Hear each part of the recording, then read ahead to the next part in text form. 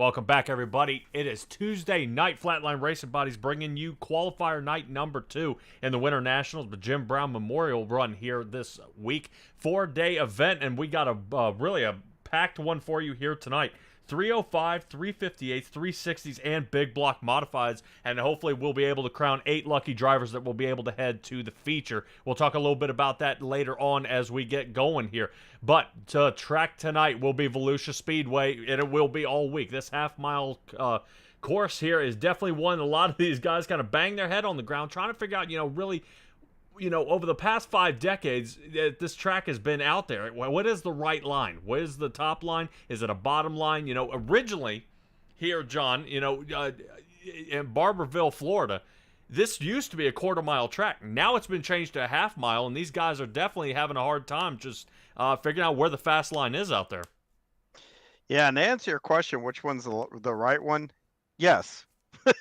You will find the line here actually probably moves around almost probably more than any track that we go to and visit here on the service. It's a fun track. It's also a track where a line that once worked all of a sudden won't, and then later in a race it'll come back into fashion. It's a fun track to trace, and it's also pretty treacherous. You get up high, and that wall here.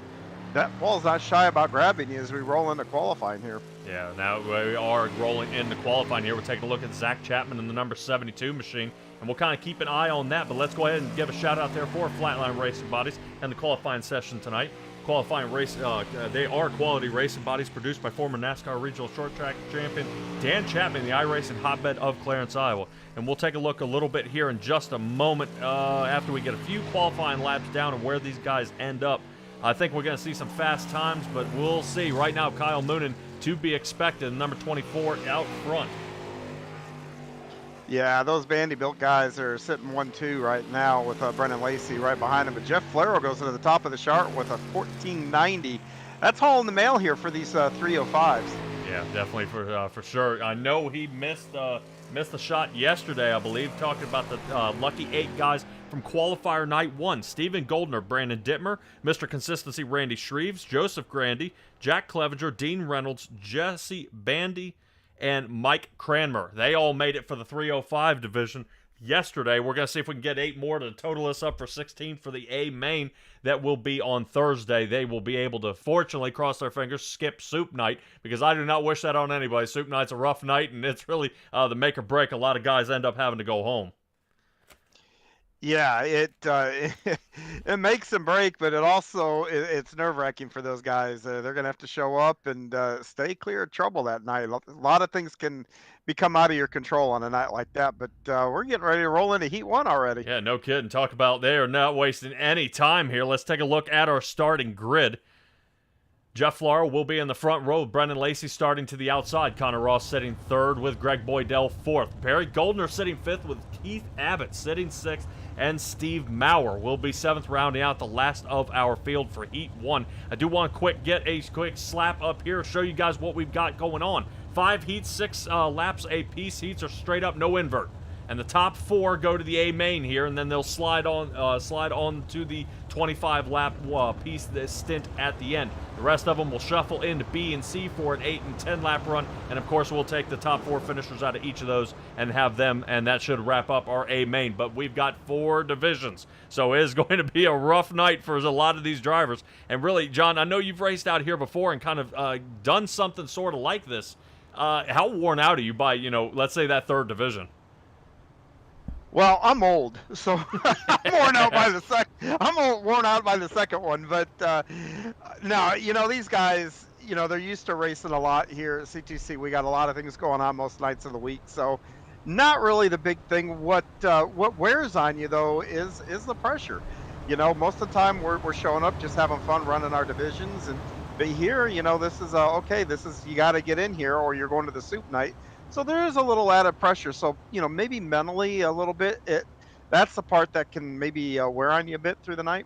Yeah, we'll have to see if any of them can stick it out. I expect Brendan Lacey to kind of squeak this one out tonight. He wasn't able to make the first qualifier, but I see that 414 making it. I don't see any reason why he can't. He's definitely fast each and every night I have broadcast for him, so it's going to be a awesome run here. Once again, I appreciate the sponsor out there, Langton Mechanical, for the Heat 1 race. And let's see if Jeff Flora and Brendan Lacey, what they got for us here. Starting off the night here at Volusia Speedway. Away we go. Barney's got the green out, and away they go. Let's see if that 414 of Brendan Lacey, if that outside line is going to work. Oh, right now, Flaro. Oh, where's the pick? That's it. Flaro is around. That's it for him. So let's get back up front to Greg Boydell. Greg Boydell's kind of looking around the back end here of Brendan Lacey. No can do. Quick cut off there, and that's going to end his run. He's going to have to reline up for that one there, John. I just don't think he's got enough speed. He's got to take a couple more laps to get him lined up again. Yeah, he kind of pushed up there into Lacey a little bit. I don't know if the car just did something he didn't think it was going to do or what the case was, misjudged. But nonetheless, he's going to have his work cut out for him now. And but Lacey's able to hold on to the lead, but he's got Greg Boydell looking all over that tail tank. Oh, yeah. Ross Corenta and Steve Maurer out of the race now, so they're going to be in the B or C main here and going to have to give it another shot. Brendan Lacey still holding out front, but I will say Greg Boydell running some of the fastest laps. He had a 15-second flat time here, so does he have anything left for him? Only 6 laps in this heat. He's got 2 laps to go around. Can the 014 get him here? I don't know. Greg Boydell seems to get a line on him, but Brendan Lacey shut the door each and every turn as he tries to dive in with nowhere to go.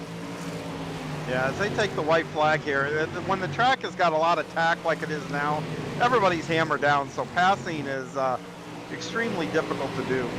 Boydell heading toward the top side here, getting ready to drop down. Slider, no can do. Checker flag will go to Brendan Lacey. Greg Boydell in second, Keith Abbott and Flaro in fourth. Right now we should have a few of those drivers heading to the A main. They'll be able to squeak out of that one. That's exactly what they're going to want. Yeah, big thing is Lacey's going to be on the pole, so I can assure you that's exactly where he wants to be lining up for that feature. Yeah, no kidding. Let's get ready for our second heat here. Isaac Souse with Brad Waite on the outside of him. Zach Chapman sitting third with Terry Landis in fourth. So we'll see how he started his on the outside. I know he likes the bottom. Colby Kassinger sitting fifth. Roger Craig, the man, the myth, the legend, in the 747, sitting sixth with John Rayner in the 302. Seventh position where he'll be starting. To know, what's the mindset here, John, when you're starting in the back of one of these heats? I mean, I just got to floss through these drivers, or is it, am I doomed? I'm already outside cutoff. Well, in this race, for these cars that don't have a lot of power, you're just hoping that people in front of you make mistakes and then you don't get caught up in them. I think passing is still going to be a premium here and very, very difficult. But you got to try to peek your way through and force guys into mistakes if you can. Yeah, now would be a good time to mention that Heat 2 brought to you by Venom Race Designs. You'll see one of the drivers out there for Venom Racing, Isaac Salas, Brian Lawson, Kevin Davis, Mark Gilbert, Malachi Smith, Charlie Weaver, and Gary Sigelkow, just to name a few. So from all ages, all over the U.S., you'll see these guys, and they are a proud sponsor of the 358 Modified Division. I'm interested to see some of these drivers I haven't seen before. I think I've seen Colby Kassinger out here before, but Brad Waite out here, I haven't seen him. I'd like to see, kind of an upset here of a no-name I haven't seen before come out here and put on a good dominating performance.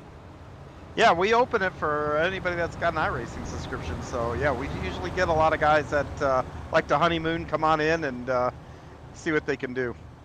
Fancy. I know Isaac Souse, I believe he is already qualified for the 358s and the big block modifieds. He's trying to see if he can get the 305s here, so let's see if he can get it done. He gets the early lead right off the bat, but no bumping and banging just yet. Terry Landis trying to see if he can find a line here. No can do, sitting in the middle. And now he rotates up behind the 5 of Brad Waite here. So moving around, not quite sure if Isaac Souse is going to have a nose on him right at the line. Boy, I don't know. It seems these guys still side by side here. I don't think there's really a... Oh, and Landis turns... No, Landis, there he is. Oh, yeah, Landis loses the wing. Yeah, got a hold of Brad there, so it looks like Brad, almost in the lead, battling up there with Isaac Souse, will now be 6th position. Terry Landis will be out. That will be send him to the, I believe, the C main, I believe. Isaac Souse still leads the race here, John. Yeah, and the big winner on that is Roger Craig. He's moved up to third now, so that'll punch his ticket to the main event here tonight. Yeah, no kidding. 3 positions up for him, so that's 747. But I believe he's having a little trouble here. I think Colby's giving him a little taste of his own medicine, not making it easy enough for him as he's got 2 laps to get around. Roger Craig back in the third because Colby was contesting him last lap. Back and forth they go. But I think Roger's kind of figured out Colby's here to, you know, he's here to drive. He ain't playing anymore. Yeah, and Colby keeps getting really good runs out of the corner. Roger's running the bottom, and I think he's kind of breaking his momentum a little bit on the corner exit, where Colby's really carrying it. They're gonna be side by side coming through turn 4 here. Yeah, rotating up. Oh, Roger with a beautiful block right at the line. Got him. Oh, man, that was close. We pulled just to that chopper view and got just the edge of that one, so that was awesome. That was awesome. So close. All right, that is going to bring us to our next guys, and boy, we got a stacked field here, John. There are going to be some fast ones on here. Kyle Moonen starting out in the front row with Jack Hitt on the outside of him. Gary Taylor sitting third with Brian Lawson in the outside of the second row. Third row, we'll have Steven Bixler sitting fifth with Bradley Wright in sixth, and Gary Sigelkow, another Venom Racing driver, sitting in seventh position. So right now, Kyle Moon and Jack Hitt, to me, that's going to be a big part of this race here, is these 2 guys right in the front in the 24 and the 217. Yeah, and it's going to be whoever gets a good launch and is able to get through 1 and 2 the cleanest, because on the exit, you're going to figure out who's in the lead, and we've seen it. You get the lead, you hold a good line, it's very difficult to get around each other at that point. Yeah, Kyle Moonen doesn't, he plays for keeps. So that's all I can say. He plays for keeps. Jack Hitt tries his best, but I know Jack Hitt. He's kind of that silent sleeper out there. You almost not mark him off. You don't think he's got anything for you out there, and then all of a sudden he gets one of his tracks, and all you see is the rear tires. And he's gone. So I'm wondering if this will be his chance here tonight to actually place to skip suit night. To me, I always say, you don't want to hit suit night because suit night is the be-all, end-all. You either make it or you don't. Jack Hitt actually, for the first qualifier, ended up 10th, so 2 spots outside the mark.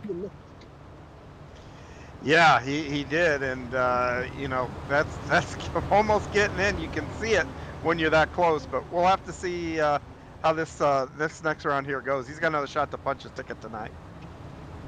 Alrighty, we'll see. We'll see what all they can get going for us here. I see somebody here in the room. John, any ideas? Yes, no. All right, I was going to say, I wasn't sure if we had a new visitor, but that's okay. Kyle Moon and Jack Hitt, let's get her done.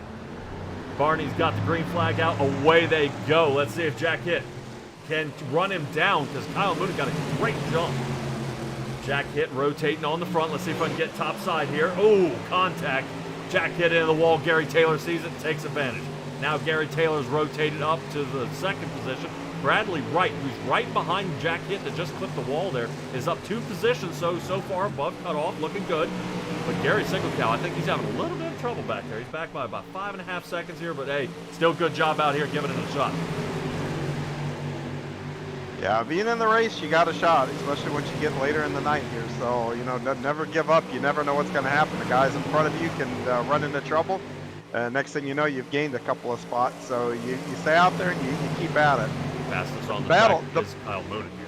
Yeah, I was going to say, the battle right now is for that third spot. Yeah, we're keeping an eye on that on Jack Hitt. Bradley Wright looking toward the inside.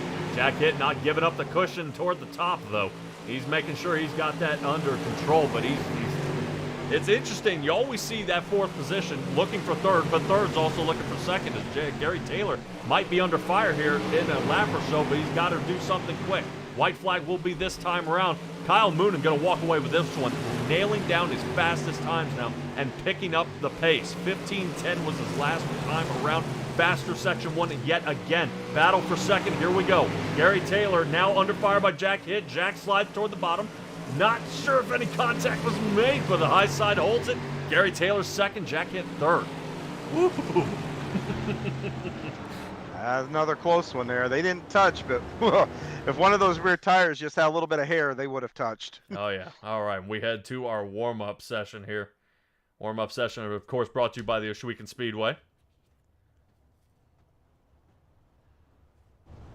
Interesting enough, some of these guys, bad run in the heat, now's the time to try again. You know, kind of, all right, now let's get side by side all piled up out here because we headed into the B and C mains.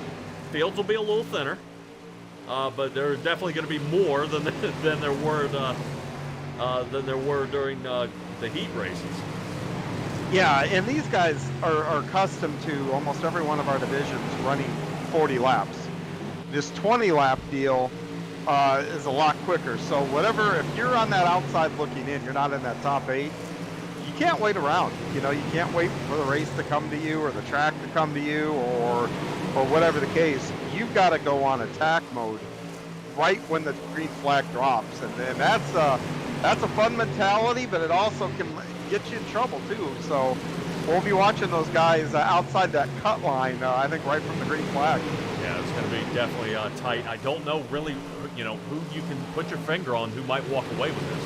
You know, and I'm interested always to see is, you know, you get those guys who made the cutoff, they move to the A. It's the guys who make it to the C and the B is where I enjoy iRacing, where it starts setting them up that somebody who shouldn't be there, you know, somebody who got tangled up, somebody who, like Terry Landis, flipped around, lost the wing. And you see him back here on the track. We're taking a look at him now. Now's his next shot. Now is his next time to go out there and try and give it another run. So he may be the fastest out of that C main, and now his night just got a lot longer.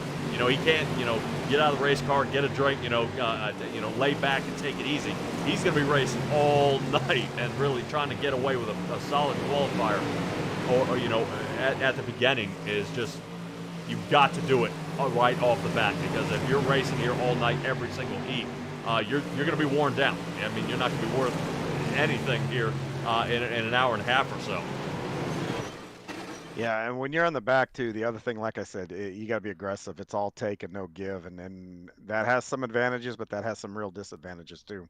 Alrighty, racing up for the feature run. Look at it here. Brendan Lacey in the front row with Isaac Salas. Kyle Moonen sitting third with Greg Boydell in fourth. That brings Zach Chapman, Gary Taylor side by side with Keith Abbott and Roger Craig in row 4. Row 5 will have Jack Hitt and Jeff Floro. Watch out for Floro there. I think Floro might have something to prove, so watch out for him starting in 10th. Colby Cassinger sitting 11th with Bradley Wright in 12th. So notice kind of that 6th row there. That's what I'm talking about. These guys I don't normally see here, they are 11th and 12th, so right about middle of the field. Barry Goldner sitting 13th with John Rayner in the 14th position. Don't forget, Brian Lawson will be 15th with Connor Ross in 16th. So got a good clump of Canadians here in the 13th through 16th area. Brad White into 17th with 18th will be Steven Bixler. Watch out for the 75. Steve Maurer 19th with Terry Landis 20th. We saw he lost the wing, so a lot of these guys you see here toward the back are the ones who ended up on the wrong foot during the heat. That puts us Gary Siglekow 21st, Ross Corentat in the 22nd, and that should round our field out. Getting this one squared away. I appreciate everybody joining here at the Coast2Coast Racing Network or at Simtrax Broadcasting, whichever one you guys choose. Down at the bottom right, you'll notice all of our sponsors that are sponsoring each and every one of these races here tonight and have put a little something toward the Winter Nationals for these guys to race and put on a good show for you guys tonight. Yeah, and we still have a full field, even though you said it's a little thinner, but we still got a full field here, and these guys are going to be on some different agendas. I think if you're sitting anywhere from if you're in that top 5, you really don't want to take any risks or put yourself in a bad spot or put somebody else in a bad spot where they can take you out. You're safe. You're up there, your ticket's punched, but from 6th, 7th, 8th, where people are trying to move up, you got to go. You can't just rest on your laurels in those spots, and then everyone behind those guys. Yeah, they got to go, hammer down. Yeah, I would say here, John, I think somebody may have stuck it in my ear here. I thought we had a C main and a B main to go before we headed straight for the feature. I think that's where I'm fumbling here. Yeah, I'm a bit surprised too, but we have just enough cars to run an A main, so everybody got to make it. So that's not necessarily a bad thing. Yeah, no kidding. Well, especially not for the drivers. For us up here, that is going to mix us up something fierce. But Barney, quick on the green flag. He said, man, get this thing underway. Let's get going here. 3 wide almost. Brendan Lacey gets out front. Isaac South still looking for a spot here in the running. Side by side they go. I think around that Jack Hitt area. He's getting around 3 wide. Look at this squeeze. Cars side by side as they get going. And you see, no contact so far here John, looks like everybody's kind of minding their P's and Q's, taking their time, but like you were saying, we got to be on attack mode here. We're going to be a quarter of the way through the race, another lap around or so. Time's dwindling quick. It is, and I think part of the reason why we're doing really good here without contact is most of the guys are running either right above the slick or all the way down on the inside rail, and there's a pretty big space between them, so they've got room to work here. Yeah, definitely for sure. Isaac Salas seeing if he can find a little bit on Brendan Lacey up there, but no can do just yet. I think Kyle Moon has dropped down to third. He's still hanging third. It's Greg Boydell who dropped down to Zach Chapman, but nothing just yet. Caution is on the track. Says Terry Landis had a problem out there. Oh, and something happened to Flaro after the caution. All right, we'll try to get that wound up here momentarily and see if what we've got going on here. Let's see what happened to Terry Landis. Oh, contact with the 5 and I think an hour. There we go. Yeah, Landis had nowhere to go. Huh. Weird. And you said Jeff Floro had a problem out here as well. So yeah, right past the start-finish line. Oh, Gary Taylor, the caution came out, and it looked like Jeff lifted for the caution, and Gary kept going. Yeah, yeah. Had it to the floor. He said, nope, keep on going, baby. So the 200, we're watching him slow-mo into the fence now. Yeah, and he caught Bixler, and Flaro's got a ton of damage. Watch him pull away. Oh, man. Does it look like his dog tracking real bad? Oh, yeah. Yeah, he's oh, yeah. Boy, oh boy. John, are there faster pairs here? Yes. Okay. Yeah, those guys came in and got him. Both he and Landis did. Sigelkow got caught up in the one with Landis, too, and he ended up out by that NOS energy drink out of the park. So he's sitting in the pit still getting a tow. But, yeah, at least Landis and Flaro, they get the good news is they had a faster pair. The bad news, they're a long way from that cut line, and they don't have a lot of time to get there, to be quite frank. Oh, yeah, they're going to be shuffling around again. Speaking of shuffling, you guys may be noticing the tower shuffling there just a little bit. Caution laps do not count. We try to give these guys as many green flag laps as absolutely possible and try to keep that Steve King Foundation pace truck in the pits, but it is visiting us for the first time here tonight.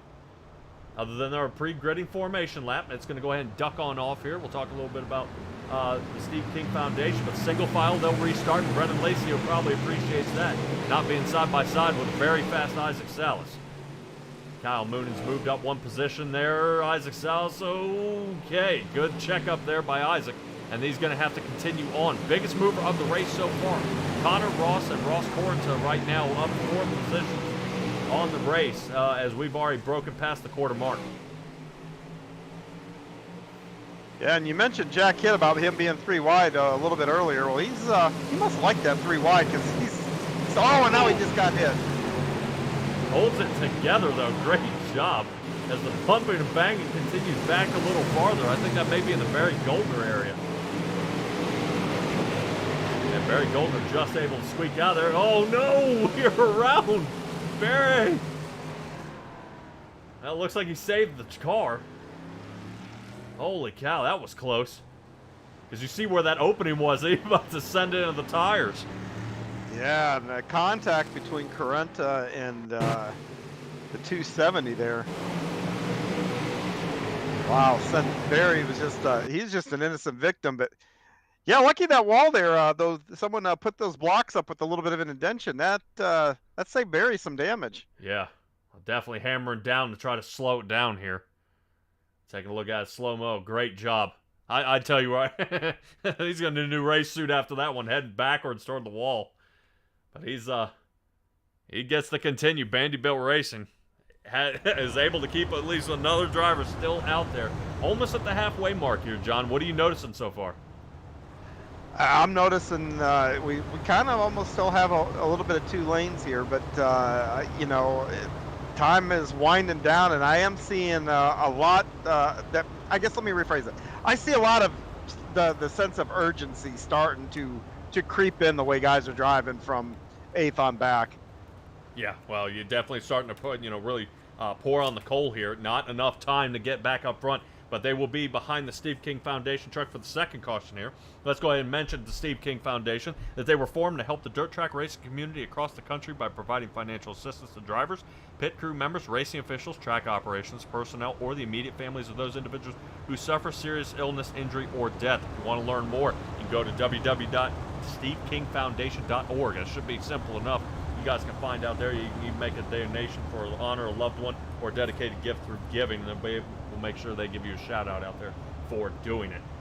Interesting enough to see when the tower gets ticking through here, you can kind of factor in the top 8 move to the finale. Right now, Lacey Moon and Salas, Zach Chapman, Greg Boydell, Roger Craig, Gary Taylor, and Jack Hitt are right now in the money zone. After that, the rest of these guys are going to be scrambling to figure out how to get up there. I'm sure Terry Landis would like to get a shot, and I'm sure Brian Lawson would like to get a shot, but they're going to have another 12 laps to figure it out here as we're back under green. Way they go here. Looks like Brendan Lacey already playing defense down on the bottom as Kyle Moonen gets a great jump along with him here. Let's see if we can get a little closer to this battle. 414 and the 24 side by side here. Ooh, man. Looks like Kyle Moonen's got him. Looks like we might have a new leader, but Lacey throws it into the bottom of 1 and 2. Tries to get him. No, can do. So Kyle Moonen takes over the lead here, but not for long. Brendan Lacey taking another look. Outside line seems to be the fast one here, John. Looking like that 24's got it now. Yeah, it does. You're able to keep the momentum up, and those guys are teammates, and they're locked in, and we got a caution. Oh man. Oh, Gary Sigelkow. Yeah, and Jack Hitt had a problem after the caution came out again. Another driver after the caution into the wall. All right, let's take a quick look at it here. See what happened to Gary Sigelkow. Oh, the rotation up. I think that's Goldner. Yeah, I think Barry might have hooked him here. Yeah, they made contact about back where the flag stand was on the front stretch, and yeah, you click the tires and. Oh, and here's where Jack Hitt's getting popped. Just slid over, and I think. Yeah, and he was in the transfer. That's a big deal. Yeah, definitely not good for him here. Oh, man. Yeah, let's see if we can actually stay on Jack Hitt through this run and figure out what happens to him. I'm trying to see if we can keep an eye. Yeah, the 34 is just running him up the track, and he runs out of room. And that left front tire was between the two tires. I think Jack Hitt started running out of room. Where am I supposed to go, guys? I guarantee it. That's exactly what Jack thought. But, you know, you run that risk when you get out to the outside of somebody here. Gary kind of had the line there a little bit, and you've really got to trust that guy to give you room. And if you don't, that's what happens. If they let you down, that's what happens. All right. Well, it looks like all the way to the back of the pack. 21st is where Jack Hitt is sitting. Boy, that is going to definitely ruin the rest of his night. Track is starting to wear down a little bit here. Not sure if the center is the best place for these guys to start being. We watched Brendan Lacey battling on the bottom. We watched Kyle Moonen take the shot up top. So now we're starting to get that 2-line mark here, and the center's worn out. Yeah, absolutely. But I tell you, Keith Abbott, you were talking how you like guys that you haven't really covered a whole lot. Well, Abbott sitting there in that transfer spot, he's not a guy that I'm even familiar with here. So it's going to be interesting to see how these last 9 laps shake out.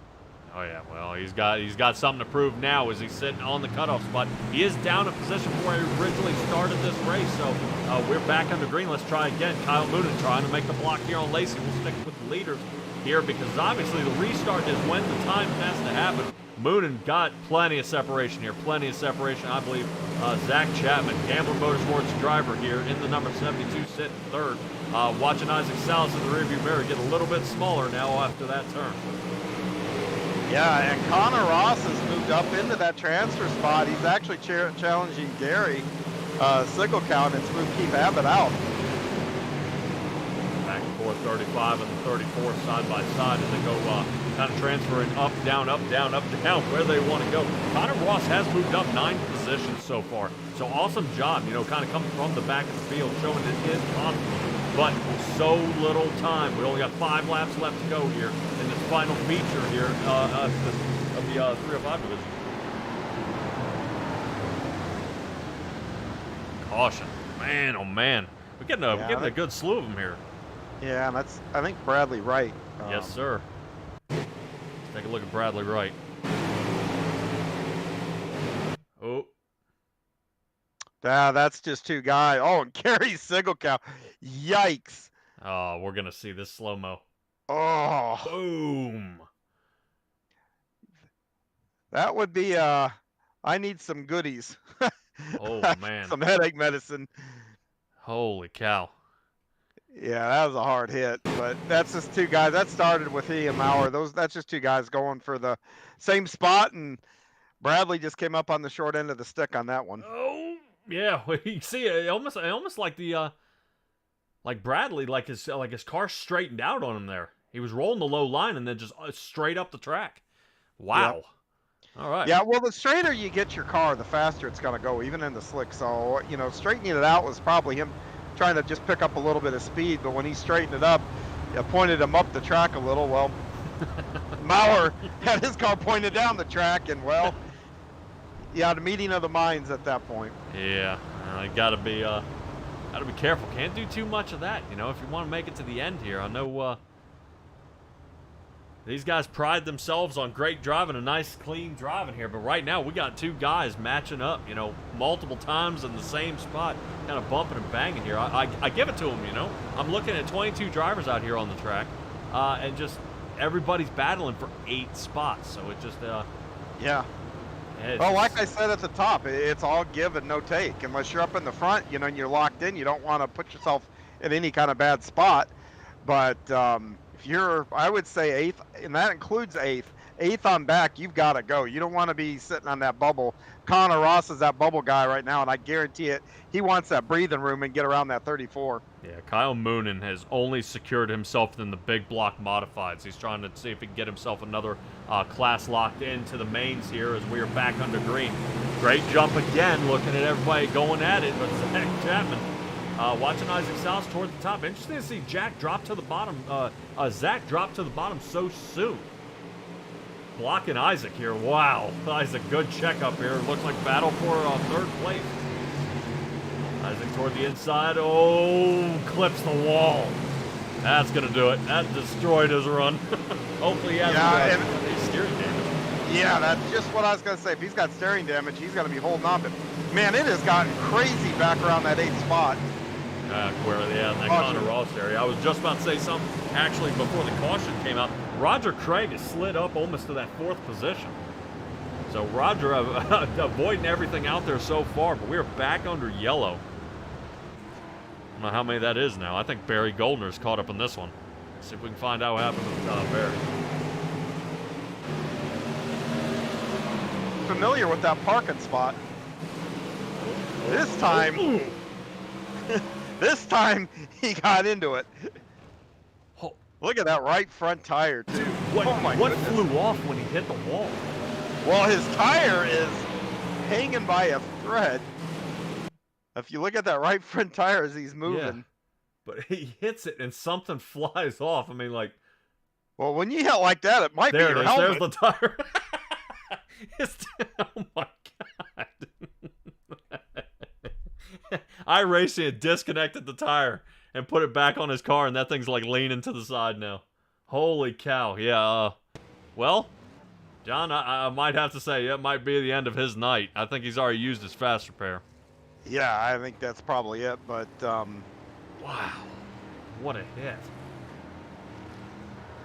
What a hit. Yeah, and I'll tell you, Brian Lawson is now moved up into that 9th spot, is going to be right behind Connor Ross.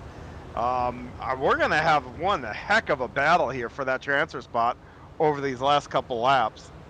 Yeah, 100%. Connor Ross up 8 positions, Brian Lawson up 6. So these guys are not, they're destined for higher places as they've been doing it most of the night here. The shuffle that's gonna come of this. Now I know we got 21, 22 guys battling for 8 more spots. I'm gonna be interested in that 360 division. I know they took 8 yesterday, and I think there were another 20, 27, 28 more guys lined up for that one too. So that's gonna be a huge race after the, if I'm not mistaken, taken after the 358s, where Isaac Souse was, I'm sure, able to capitalize there. Green flag. Here we go, John. You're going to call it. Is it going to be Connor or is it going to be Brian?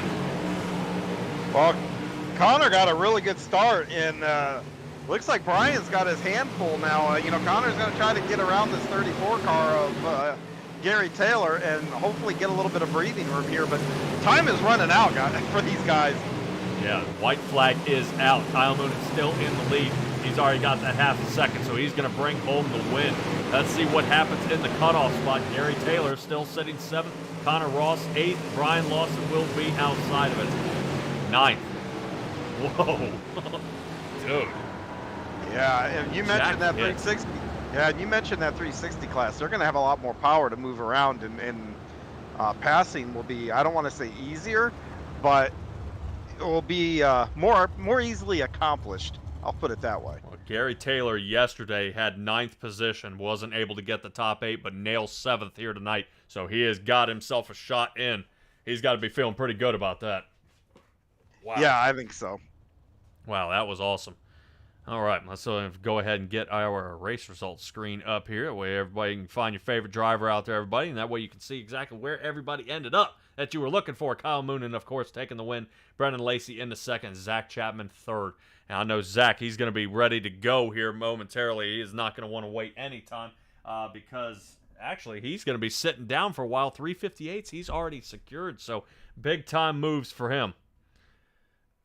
Getting into another section here. Let's see if we can go ahead and get some of these guys drummed up here and have a little conversation with them about how the track was out there tonight, because, man, some of them, it was pretty ugly.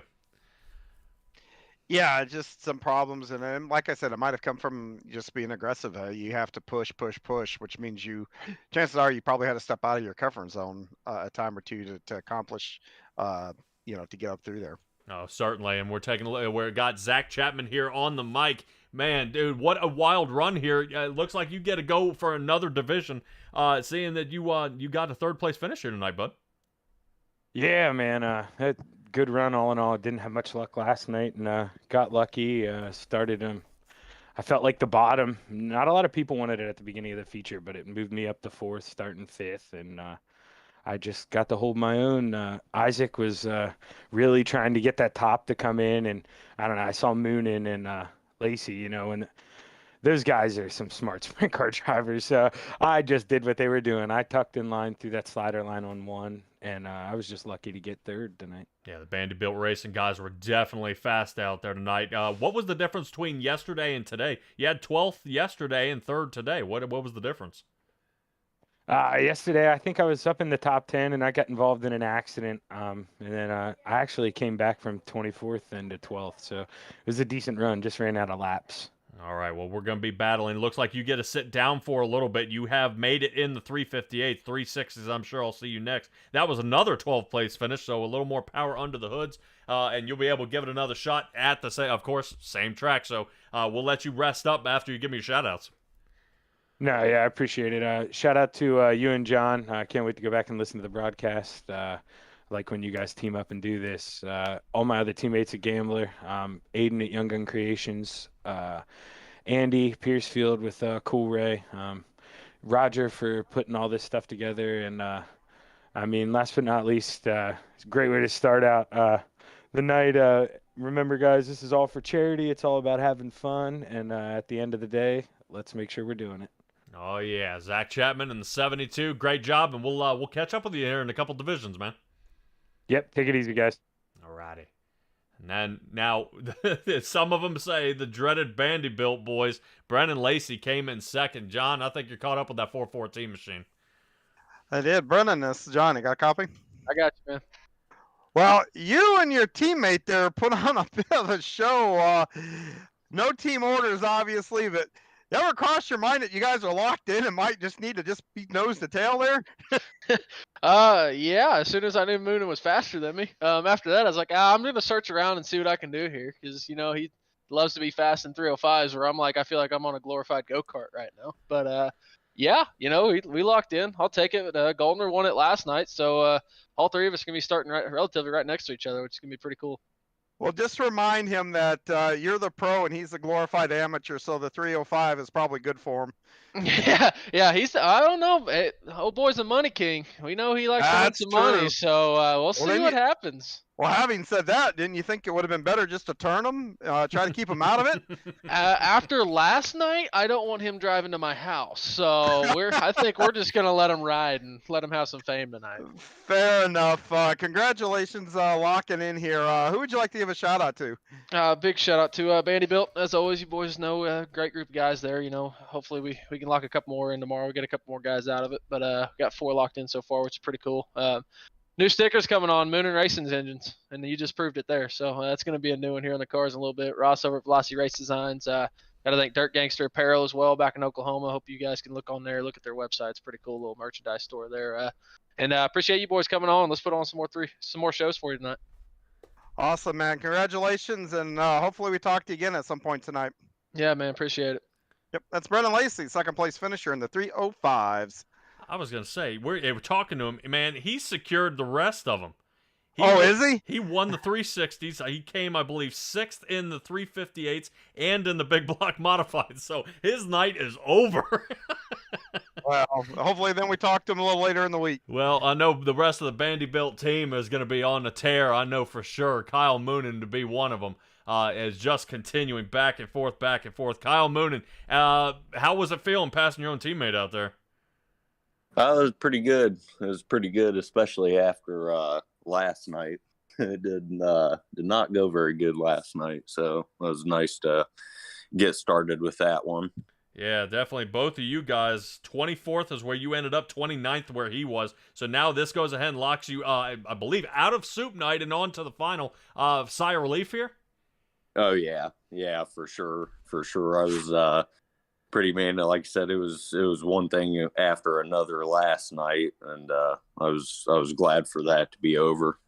Yeah, definitely. You had back-to-back 24th place finishes. I know the woes will continue. I know you want to definitely continue on the hot streak now heading into the 358 division.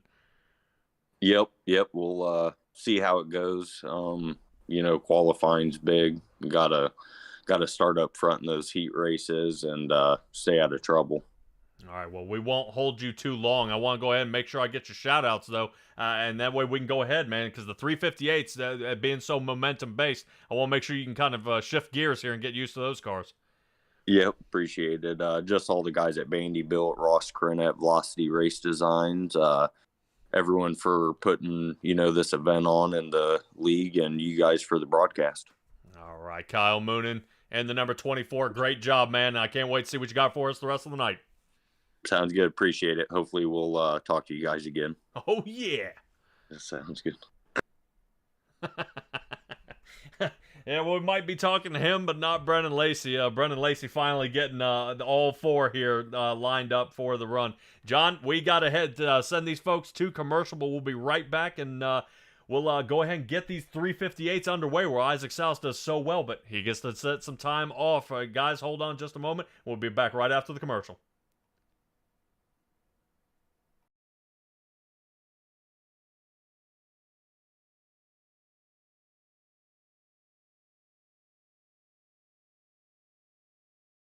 Hi, Olivia Olson here. I would just like to thank all of you for your generous donations and well wishes.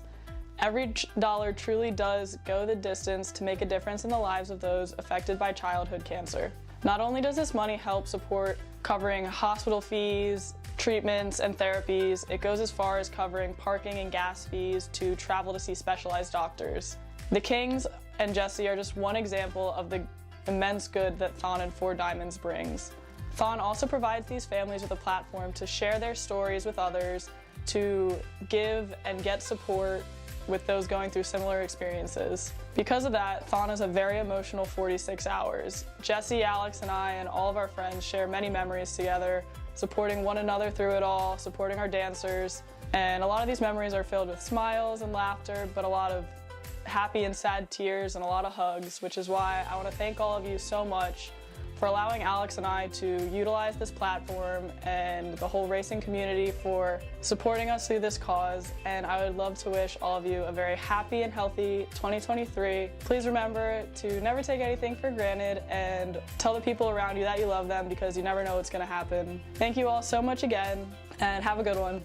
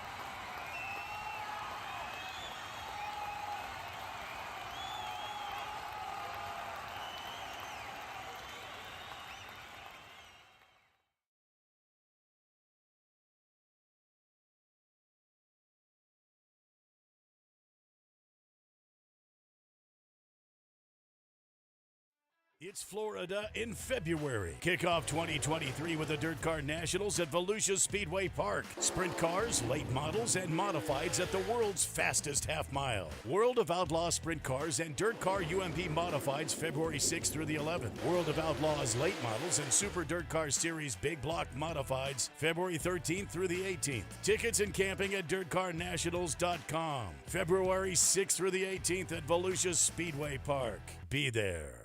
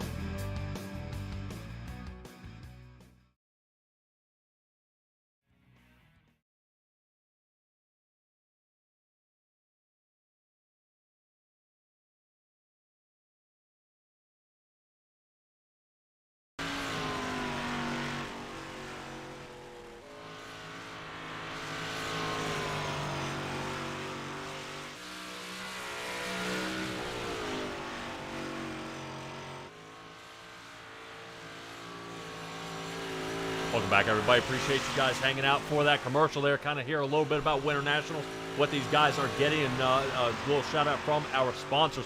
Taking a look at Terry Landis out there, hoping to do a little better than he did in the last round there in the 305s, as we are in none other than the 358. Definitely a heavy car, not a whole lot of power here, so you really have to throw them in the turns. I mean, am I right here, John? Yeah, you absolutely are. This is the pure definition of a momentum car. Yeah, it's all about keeping the car moving forward. If you break your momentum, it probably take you at least a half a lap to regain it. And in that half a lap, as close as this field is, you can lose 1, 2, 3 spots.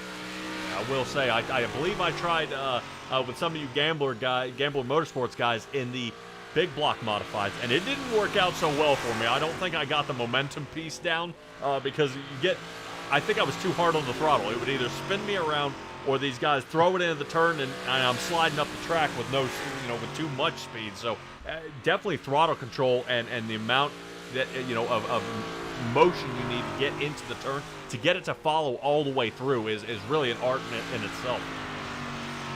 It is, and in that big block, that tire spin's way more important than it is even in here. But yeah, you can still get tire spinning here once the track looks out. And but the one thing about these cars, man, it provides really good racing. It's a fun car to drive, and you'll see here tonight. I think we'll see a lot of close racing throughout the whole field. Yeah, I'm hoping what I'm gonna see is I call him Mr. Consistency out there. Right now, fastest on the track with a 1675.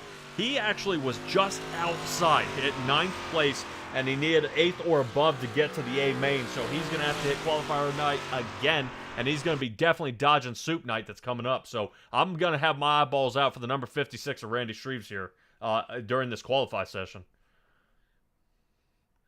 Yeah, and that, just Randy, but I mean, for all these guys, it's going to be so important to knock down a good qualifying, because without any kind of invert, you want to start up front, you want to stay up front, and you want to go race Thursday. That's the goal. Yeah. Well, another couple drivers that just missed that mark. I mean, Jack Hitt, he ended up 12th. Kyle Moonen was a 24th place.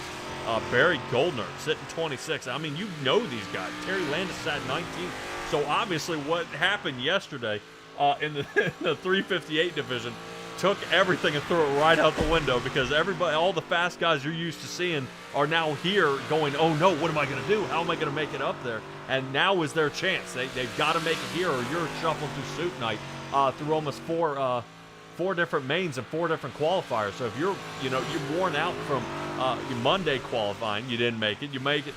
You battle Tuesday qualifying if you don't make it. Now I got to battle all day Wednesday, and only the top 4 get chopped off there to make it to the very end, and then I get to if I can make it through all that, now I got to battle out in the feature. And it's I always say like football, John. If you're the best team in the league, you get that first round bye. Those are the guys who normally make it to the Super Bowl, because their guys are rested up and they're not so worn out from all the playing out there.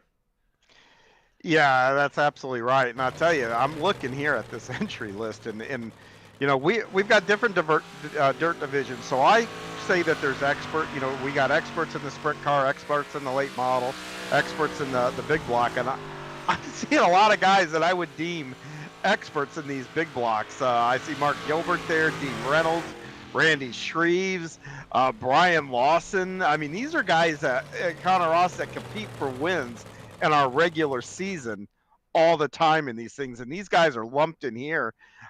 This is going to be a slobber knocker. I mean, knockdown, drag out fight here tonight. Yeah, no kidding. All right, looks like qualifying has ended. Man, oh man, definitely no time wasted. Let's go ahead and get straight to our first starting grid here. Colby Kessinger, we saw how he did in the 305s. Let's see if he can do a little better. Mr. Consistency, Randy Shreves starting on the outside of that front row. Terry Landis sitting 3rd with Bradley Wright 4th, Keith Abbott 5th, and Samuel Bachman sitting 6th. There's a name you don't know. And Gary Sigelkow starting 7th. You ever seen Samuel out here in the 007 car? The name sounds familiar. I think he has raced in some of our charities in the past, but he is not a weekly competitor that I recognize. No. All right. Well, don't give me that Bachman overdrive. All right.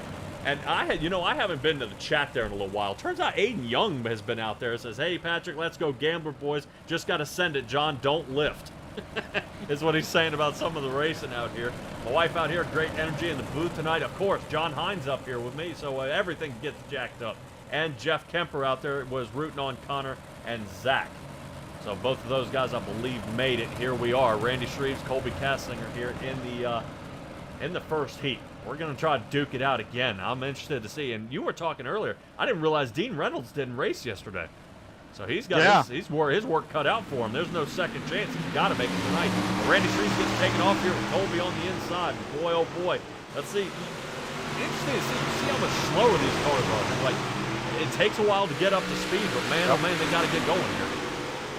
Yeah, they're first they don't have we got contact with Bachman. Bradley right there, right off the bat there. They're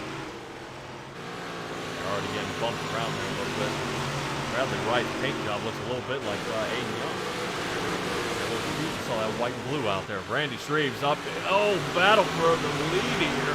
Looks like Colby down on the bottom, seeing if he can keep him stuck toward the top. I'm not sure if Randy Shreves wants to be there. He's been there the whole time, but no slide job for Colby. He's going to have to try again. 7:14 sitting back watching this happen as they come up.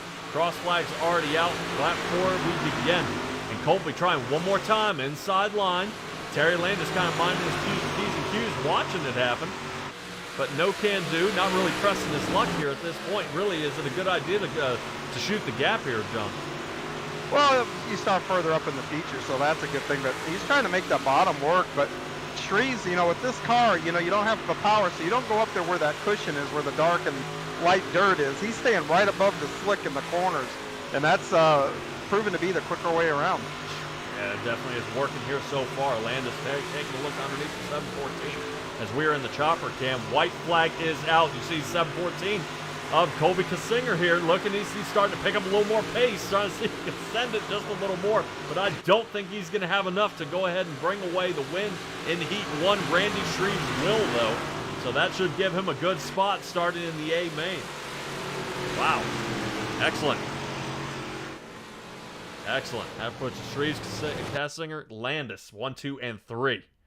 That moves us to Heat 2. Heat 2, of course, brought to you by Venom Racing. And let's go ahead and get out our starting grid. Front row will be Mark Gilbert and Jeff Flaro. Brian Lawson sitting third with Jack Clevenger fourth. Bob DeGood fifth with Steve Maurer sixth. This is, of course, all brought to you by the Super Dirt Car Series starting lineup. We'll talk a little bit about them when we get to the feature. Interesting, on heats like this, when you got guys that are, I wouldn't say, mid-pack runners. But you got Jeff Flaro in here. We got Brian Lawson. We got Jack Clevenger. I mean, these are names I know that can, out of the blue, pull a win out at any time. How do you, as a fellow driver out there, how do you contend with somebody bringing that kind of skill to the table during the heat? Well, again, you've got to, have that risk reward in the back of your mind. Okay, I need to start up as far as I can here in the feature. I mean, the ultimate goal here is top 8. It's going to be hard to finish in the top 8 if you're starting 18th, 19th, so you don't want to wreck yourself here. But we do have 3 guys that I would say are regulars in our modified division with Lawson, the 76 there, and Flaro. So we need to see as green flag comes out what these guys do. Yep, and they will. So let's get it underway. Only 6 laps here to figure it out. Jeff Flaro toward the top, not enough rotation there. We'll see if the cushion can give him enough plant for the speed. As Mark Gilbert says, no can do. Bottom line for him in the W machine. Little contact. Whoa, Jack Clevenger looked like the front end of his car bucked up there. And definitely that's what you're going to see here when you start getting these open wheels here, John. Those tires start making contact with the body. Hit another tire, it'll lift the front end of that car, and you're out of control. Yeah, Jack did a good job of getting that car back under control there. And I think there was a little neck code that actually caused that. But they are racing hard for that second place here, though. Yeah, no kidding. Take a look at Brian Lawson and Mark Gilbert sitting in that spot. Gilbert already lost the lead there to Jeff Flaro in the number 200 car. Still staying on the bottom, though. Notice the top line is starting to gather a little more speed. Interesting to see Mark Gilbert not really shying away from that bottom end. He's definitely keeping that bottom line and staying true to it. He hasn't really separated from it. Risk reward. Is that what you're talking about here? Is do we make that move? Does he make the cut in front of Brian Lawson? Yeah, well, those two are team. Oh, and Lawson's in the Flaro. Oh, and they hook bumpers, and Mark Gilbert says, "Thank you very much. I'll take over this thing." Holy cow! So the guys in first and second now are now fifth and sixth, moving Jack Clevenger, Bob DeGood, and Steve Maurer into the top four. Only white flag is out. What a wild turn of events. And now this is going to set them up really, really rough, especially if they have to head to the B main here. Yeah, but you know who wins in this scenario? We do. It's got to be fun watching those guys have to try to work their way up. Yeah, that they do. So that puts us Gilbert Clevenger and Bob DeGood 1, 2, and 3. Steve Maurer 4th. Jeff Flaro ended up 5th, and Brian Lawson sitting 6th. Holy mother of pearl. These guys better hold on, because here we go into Heat 3. Heat 3, of course, brought to you by the Salty Dogs Racing Team. Salty Dogs Racing Team is composed of many of the senior members of the Coast2Coast Racing League who have been released from the home to create havoc on chaos on the track. So whenever 3 or more of those dogs are out there racing, a dog bone will be awarded to the highest finisher. You'll notice some of them out there. One of them out there right now in the 747 machine, starting Heat 3. With Kyle Moonen sitting in the front row next to Jeff Barker, Barry Goldner in third with Harold Klump sitting fourth, Jesse Bandy, that's a new name I haven't seen before, in sitting fifth, and there's the Salty Dog Racing Team driver Roger Craig in the 747 starting sixth. Roger's got a long way to go. He did pretty well in the last 305 run here, but what has he got for us here in the 358s? Yeah, this is not one that he normally runs too often, but Bandy has been part of the league for a while, and he left for a little bit, and it's nice to see him back on track with us here. But I'll tell you, you're talking about the Salty Dogs. Everybody's safe as long as there's not 3 or more, but on those Enduros on Wednesday, good Lord. I have heard about those. They are something to watch, especially up there at Extreme Mean Speed TV. They got some awesome stuff going on doing those, especially, no, Brandon Dittmer's been in the crosshairs up with Salty Dogs for quite some time. Bandy still sitting fifth. Roger Craig still in the back of the pile here. Battle for the lead. Jeff Barker still looking on the inside of Kyle Moonen. And we talked earlier about Moonen not having a good night before, last week here in the 358 division. Moonen was sitting, I believe, 24th last night. Right now, sitting first in Heat 3. Got to be feeling pretty confident heading in the main. Yeah, I would be here too, just to be content to run where I'm running. And second place here will end up being the important thing is second place here will actually end up in that 8th spot. So they will start the feature in the bubble. So that's what's at stake for that second. Yes. That first place will start 4th.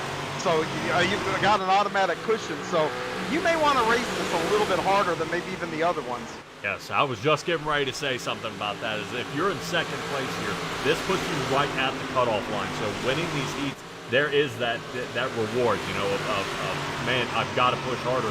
Because I would much rather have a cushion of 4 cars where I can pass by 1 or 2. I'm still okay. And not the, man, I'm starting on cutoff line. I've got to hammer down, all race and really, watch my line each and every turn. White flag is out. Jeff Barker definitely taking a peek here on the inside.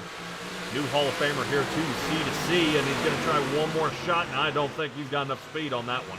I think the track is just starting to slick up a little too much and not enough. So Kyle Moonen comes away with the win in Heat 3. Jeff Barker in the second, Klump in third, and Bandy in the fourth. Roger Craig hit 5th position. Oof. Boy, check that out. Heat 4. Look at that. Plenty of these guys. Heat 4 brought to you by Maurer Farm Management, a sponsor of the Retread 55 over division. All right, let's go ahead and take it to starting grid. Dean Reynolds starting in the final heat with next to Greg Boydell. Connor Ross sitting third with Donovan Ross sitting fourth. Jack hit 5th. Ross Corentus sitting 6th. Interesting lineup here on this 4th heat. It is. You got Dino there on the front. Dirt Kart Series, big part of this event. So, and Dean's a part of those guys. And Connor Ross is pretty good in these cars, and so is Devo there. And the wild cards, I would say, are on the back row. I don't really get to see them run these that often, and that's Carenta and Jack Hitt. I don't know that he's I mean, he might have been running them part-time, but those are two guys that I don't normally see in those cars on Thursday nights. Yeah, Jack Hitt last night placed 12th in the 358 division. I think most of these other guys are giving it another go. Like I said, I don't believe Debo, he didn't race, so this will be his first shot. He's got to make it on this one to go ahead and get for the feature. So a couple of these other guys have not. All right, green flag is out here, John, and we're looking pretty good here so far for some of these other guys. I don't know. It may be good, it may be bad, but we'll see. Dean Reynolds getting away in front, but he's going to be watching Greg Boydell really send it into this turn here. Almost got a tire on him, but not enough. And you see the 35 there, Connor Ross, and that Gambler number 35 car. And we saw him run that bottom and make it work in that 305 race a second ago. Yeah, we're taking a look at it top side. He shuffles it back up and rotates back up the track. Interesting to see. I think he went a little too high. I think still the play is to be right above that slick where he's at right there. Oh, contact here in the back. Look out. Yeah, it looked like Devo. It went 3 wide between Devo, Ross, and Jack Hitt. These 3 guys here in the back. I know Devo's trying to get above that 4th place cutoff. That way he can hopefully slick out of the B main here and have a little bit of a rest. Dean Reynolds still leading the race. Only by about a quarter of a second, half a second behind Devo. Dean Reynolds is still Connor Ross, another fellow Canadian. So see if anything can happen here. No can do. As 1, 2, 3 have got good separation, and now Dean Reynolds can almost coast here.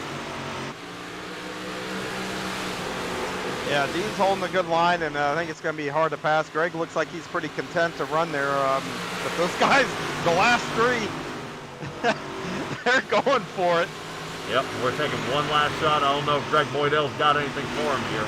I see Devo here in the front. I think the separation is okay, so that may be 4, 5, and 6. Greg Boydell, not enough for a slider, so that puts Dean Reynolds for the Heat 4 win. Greg Boydell second, Connor Ross third, with Donovan Ross fourth. Man, oh man. Yep, and hey, we got a Consi. Uh-oh, the B main, the B main. You love the B main. Yeah, when I'm not in them.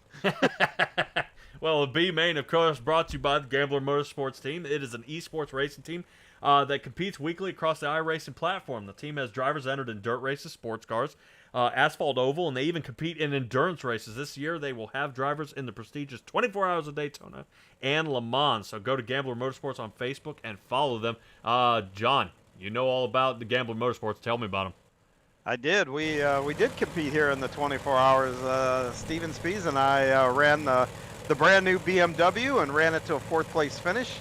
Had a nice run. I think Steven and Zach, they ran a GT3 car. I just don't remember which one. And I think they came home 7th, I think it was. So had a good time that 24-hour race. And sadly, though, that it's going to bring me to my retirement of 24-hour races. So good way to go out. All right. That starts, since this is a consolation, that means people are going home. Let's start in the front row. Samuel Bachman and Jeff Laurel probably in a good spot, but hopefully nobody ends up spun out. Roger Craig sitting 3rd, Ross Corentus sitting 4th. Bradley Wright 5th with Brian Lawson 6th, Barry Goldner 7th, and on the outside of row 4 will be Jack Hitt. Gary Sigelkow, unfortunately, is on the very back end of this pile, and he's got a lot of guys looking to fight their way toward the front here, and I just... man, he's got his work cut out for him in that number 25 machine. Roger Craig seems he can follow along Bachman here. But Floro on the outside, not enough speed. John, talk to me here. Yeah, Gary does have his work cut out for him, so but he's in that 9th. We're going to take 8 out of 9, so only one guy is not going. Oh, no. Well, if he can stay clean here, because I know the bumping and banging may happen here during the race. If he can stay clean, he might just be able to floss on through and get himself into the main. Floro up 1 position. He's got Bachman behind him now. So Samuel Bachman will be chasing the 007 car. Roger Craig still sitting 3rd. Brian Lawson in the 4th. And Jack Hitt up 3 positions, sitting 5th. Right now, Floro fastest on the track with a 1706. And he had a good turn 1 and 2. So now, without anybody around him, he's starting to put distance on the field, and half a second is what he's got.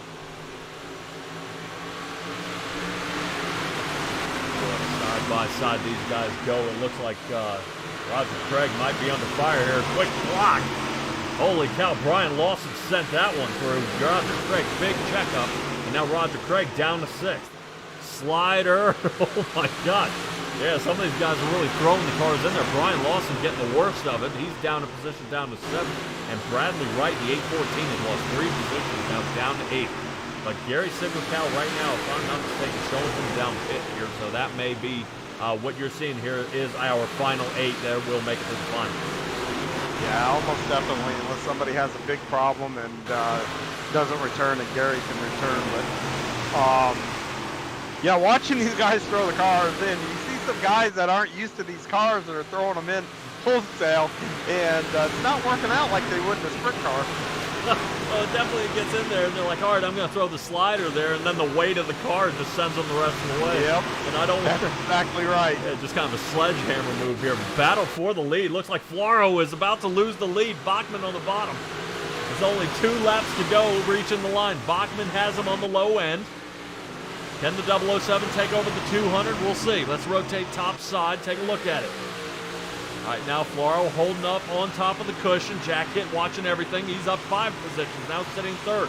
Feeling pretty comfortable, scratching his head, probably asking why he's even in the constellation.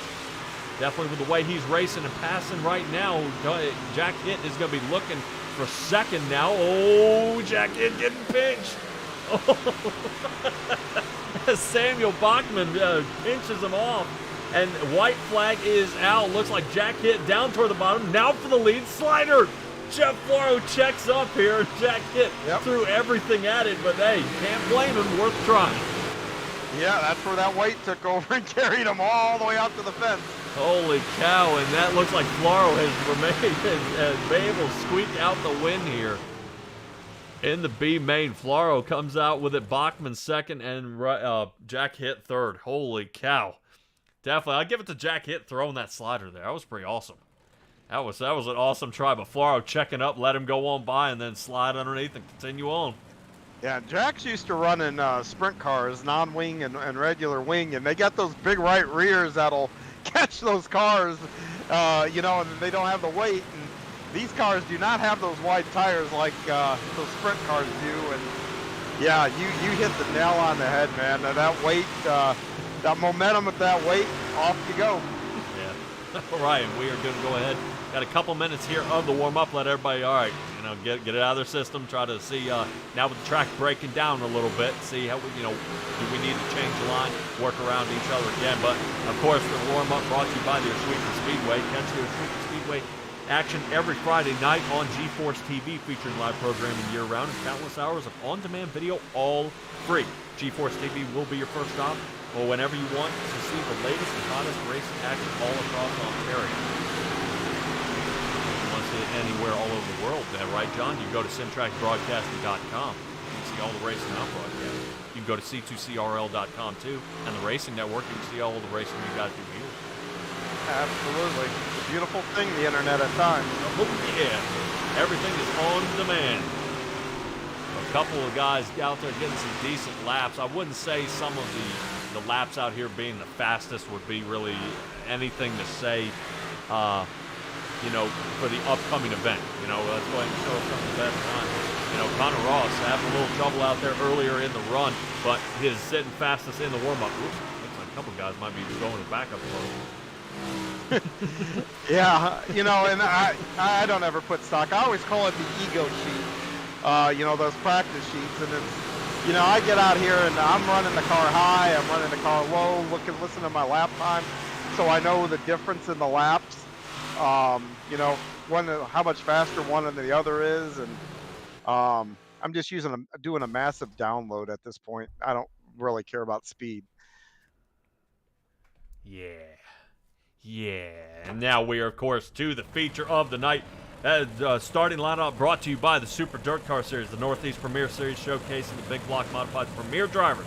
From Florida to Canada, the Super Dirt Car Series visits some of the most exciting dirt tracks in front of the biggest crowds.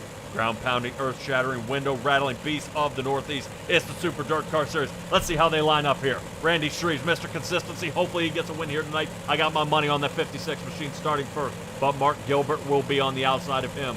Kyle Moonen sitting 3rd with Dean Reynolds on the outside. Colby Kessinger on the inside of row 3 with Jack Clevenger on the outside, 6th place for him. Jeff Barker sitting 7th, Greg Boydell 8th. Terry Landis 9th with Bob DeGood in the 10th.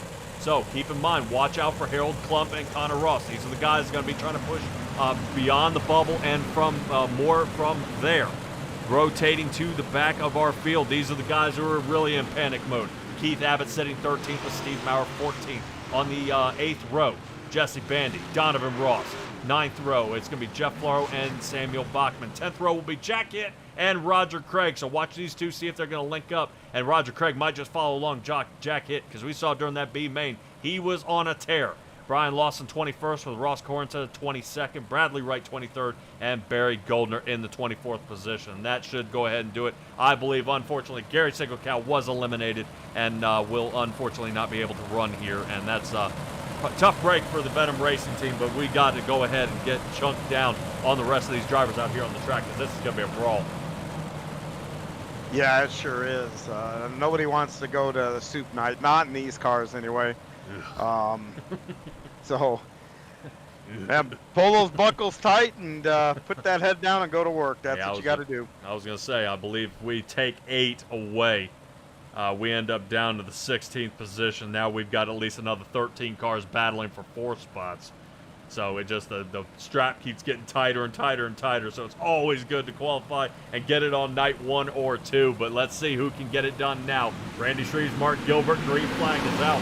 A little late on the launch there for Randy Shreves. Like and that's gonna give Gilbert the advantage coming out of 2. Holy cow. Randy Shreves losing a lot of speed here as he's 3 wide. That's never what you want to hear. 3 wide on the opening lap. Yeah, no kidding. Now, I mean, that was through 1 and 2. He didn't have a choice. That's what I was wondering on that slow restart there. I was interested in, you know, John, for some of the viewers out there that may question, the green flag came out. 2nd place crossed the line first. Is that going to be a problem? It shouldn't be. You know, a lot of things can happen here on dirt. You can spin those tires or just fall asleep or whatever. I think iRacing's deal is if you pass to the outside, you're all right. But if you pass on the inside in that scenario, then you, like if you're sitting in 3rd and you dive down around the pole center, okay. Yeah, then you're going to have a problem. Okay. I know an asphalt when you get launched across that deal, that's black flag, baby, and you're at the back of the line and you were sitting in pits for a while. So I wasn't sure. I figured no better person to ask than the dirt guy here. Randy Shreves on the bottom end of Mark Gilbert here. Looks like he's finally getting the lead back, but a caution comes out. And in dirt, we wheel this back 1 lap, don't we? Yes, sir. Oh, no. So heads will hang now, as I believe. Is it Ross? I see Ross in pit. Uh-oh. Yeah, it looks like a big kerfuffle up there in 3 and 4. And oh, the 007. Man, he took a shot. But I think it started with Steve Maurer and the 007. I think they were trying to go 3 wide and go 3 wide and only use half the track. Yep, there it is. Yeah, but you got to give each other a little more room than that. 3 wide and, like I said, only using half the track, it's not going to end up well. You realize how hard it is to flip these 358s on the lid? I've seen so many guys try and end up unsuccessful. But others, they're able to do it, get it on the lid, and then it lands back on the tires. Here's Flaro. We're taking a look at him. He almost there. Woo. Oh, man. And that is going to bring us to another Malcolm's Mill replay. Hopefully this isn't getting a whole bunch of cautions like the last one here. Definitely getting their putting plenty of miles on the Steve King Foundation truck here. But let's go ahead and talk about our replays. And the sponsor, it will be Malcolm's Mills Millwrighting, based in Oakland, Ontario, Canada. Malcolm's Mills Millwrighting is a full-service millwrighting contractor featuring custom welding, fabricating, and servicing industrial clients. You can look them up at mmmillwrighting.com or go ahead, do it, John. Go ahead and give me the tongue twister. Malcolm's Mills Millwrighting on Facebook. Try that every week, every freaking week, and I know them M's get me, man. Yeah, I'm not even gonna attempt it. So you did a good job, buddy. You run with it. All right. Well, a Mission 22 restart for us coming back up. We didn't even make it a quarter through the race, and we got our first caution out. Hopefully, Randy Shreves this time will be on the ball here as he has the lead But we wheel it back one lap, and now we're going to try again. Almost 3 wide again. Kyle Moon is sending it, baby. Up the inside. No can do. He's going to follow Randy Shreve on the inside. Excellent job here. Let's see if we can rotate up top and kind of watch everything that's happening. Kyle Moon slides toward the top. Good angle here. Michelin Chopper looking awesome. 714 and Colby Sager. Oh, man. Contact there with Dean Reynolds. Boy, there is action everywhere right here in the top 8, and these guys are really sticking to it. Yeah, this is a knife fight. I mean, that's really what it is. Jeff Barker's in that transfer spot, and he's got Landis and Ross all over the back of him. Right now, that 78 machine, though, is on the bottom, and I kind of feel like he's getting freight trained a little bit down there. Yeah, it's not looking good. Jack Clevenger on the way back. He's lost 2 spots since we started the race. Oh, Boydell! Boydell, no! Boydell, no caution. There it is. No, don't punch it. Get back. Oh, no. Wrong gear, and it bucked him up there. Oh, man. Oh, dude. Yeah, I was going to say, I just saw it when it started bucking his car around. I said, oh, no, here they go. Yeah, and that was caused with the contact of Dean Reynolds and the 714 there.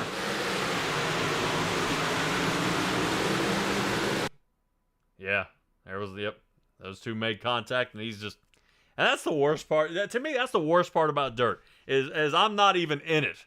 I wasn't even there, but somehow I've committed. I'm there, and now I'm in it, and I'm the one who gets the worst of it here. And you want to know what's even worse is if you look closely from behind that 014, they never touched with that 714. That was netcode that flipped them over. So that's even more frustrating. Yeah, I'm taking a look at it here. Slow this down. Whoop.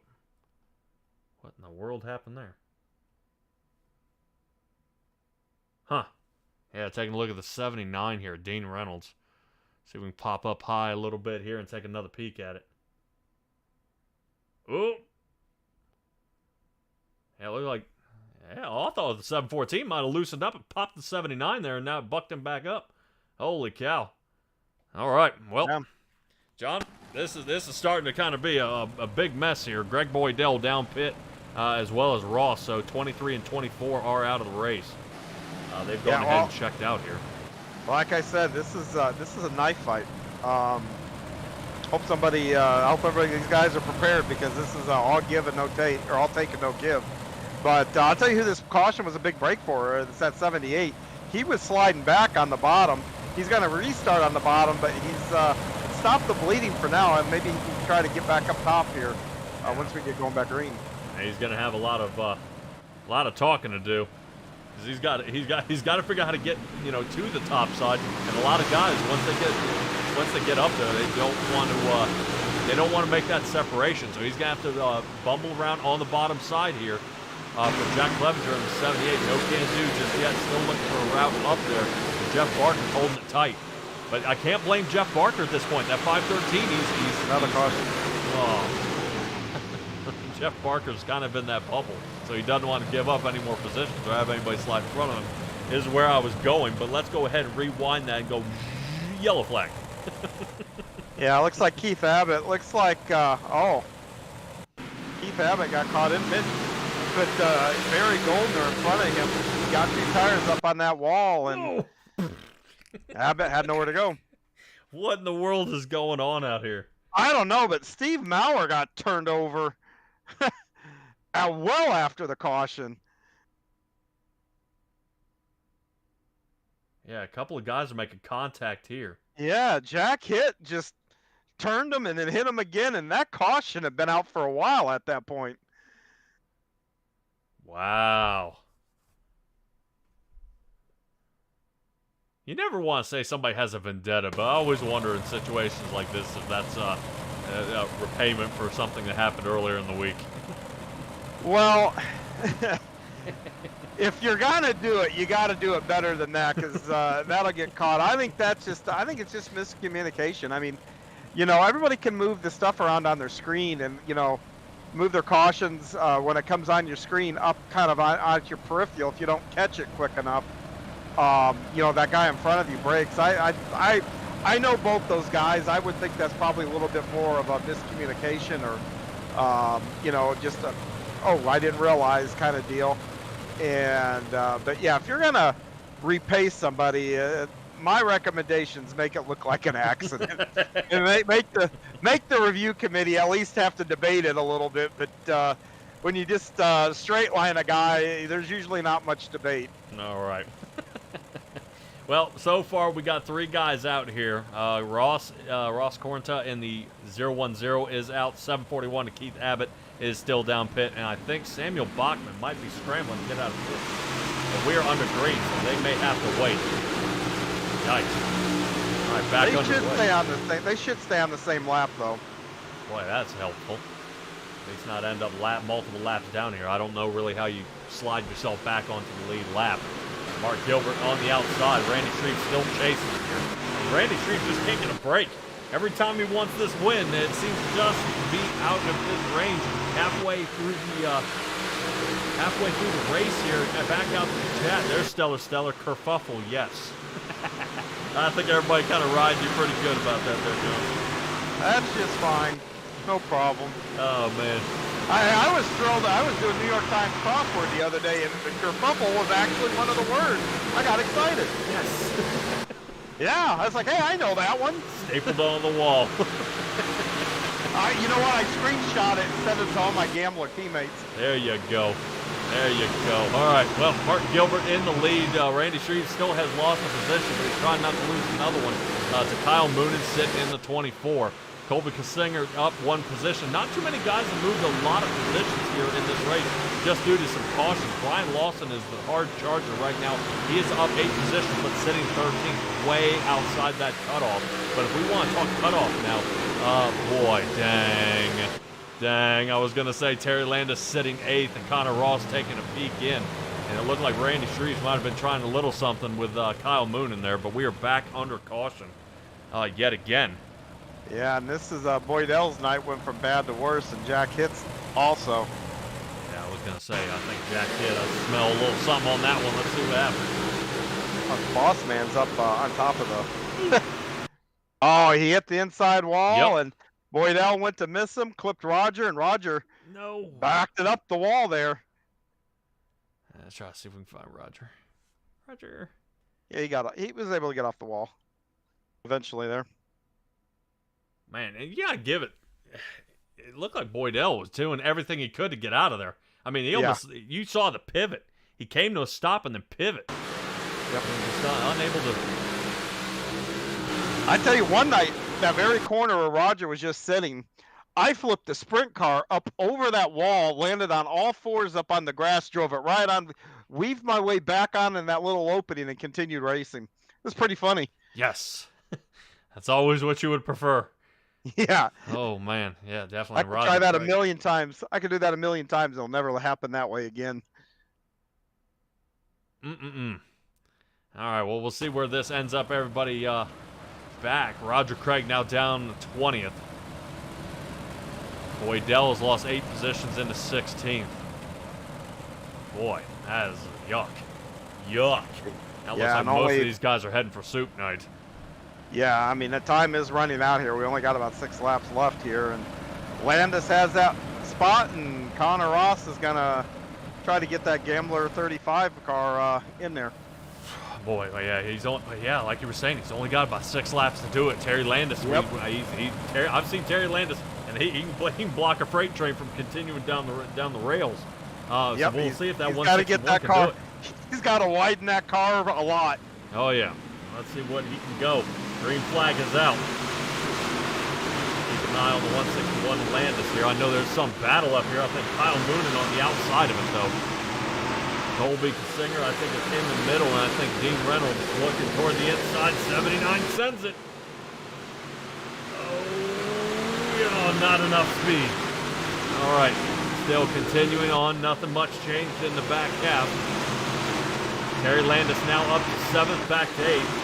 They're slotting a different area. Here's the 35 of Connor Ross on the outside. This is for the cutoff spot. Cutoff spot held by Jack Clevenger in the 78, the 161, and there's the 35 on the outside looking in. Not enough here as a battle for the lead. Here it comes, Randy Shreves on the inside. Can he get him? Oh, man, Randy Shreves has not enough speed, but he's got enough of a fender on him to maybe hold him toward the top. Slides on the inside much earlier than the 76 here, and Randy Shreves might just be giving it a shot. I would love to see the 56 get the win here. I know I'm supposed to be impartial here, John, but man, I'm waiting for this to come to him because he's been so close every single time. Yeah, meanwhile, Connor Ross took over that transfer spot from Clevenger, who Clevenger's trying to run that bottom, much like what Shreves is running too up front. Clevenger on that bottom half, but Connor Ross dangling on the inside and the outside. He's, you know, I would almost wonder if the 35 Connor Ross is getting ready to give Terry Landis a shove here to see if he can get just an angle on that 78. But contact with Landis, and that might have ruined his run there. But back to the front before they head across the line. Mark Gilbert. Oh, Mark Gilbert got him. Wow.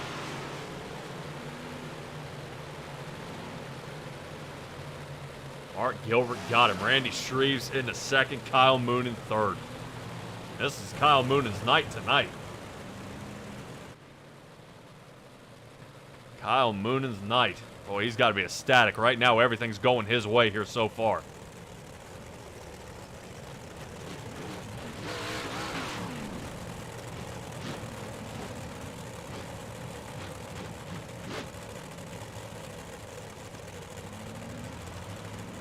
So we'll wait for Kyle Moon and the Vanderbilt guys.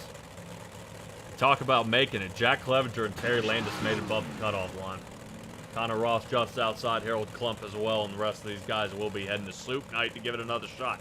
Jack hit. And you know he's got to be wondering what in the world he's got to do to get this thing on the track.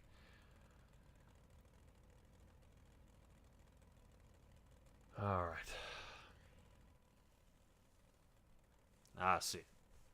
There's Mark Gilbert. We'll wait on Randy Shreves here, and we'll get ready to grab all these guys. Let's have a little conversation with them and kind of see how the last of these last few laps went.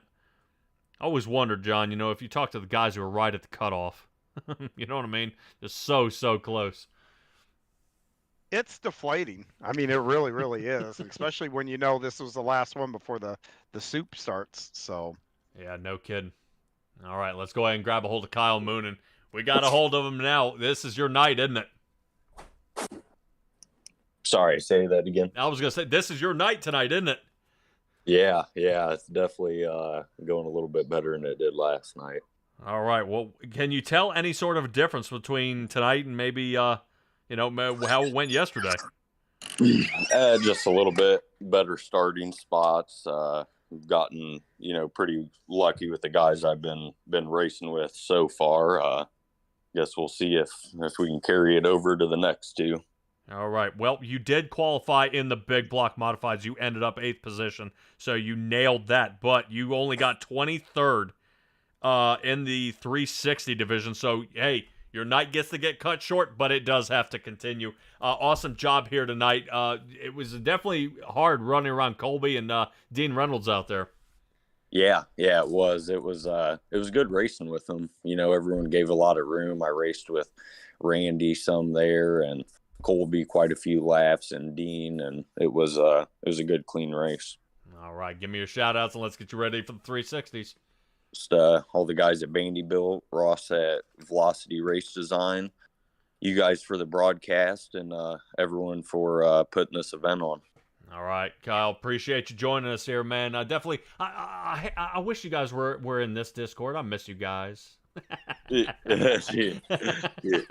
All right, Kyle, I'll talk to you later, bud. All right, appreciate it. Thanks. All right, that is Kyle Moon, and I am talking to Randy Shreves. I want to talk to him. I got to get a hold of Mr. Consistency here in the number 56. Randy Shreves, here we are, bud. How's it feel? You move on to the next. Yeah, definitely feels good to be locked into the final in all 4 events now. yeah, I don't have to run any of the soups, so I'm definitely grateful for that.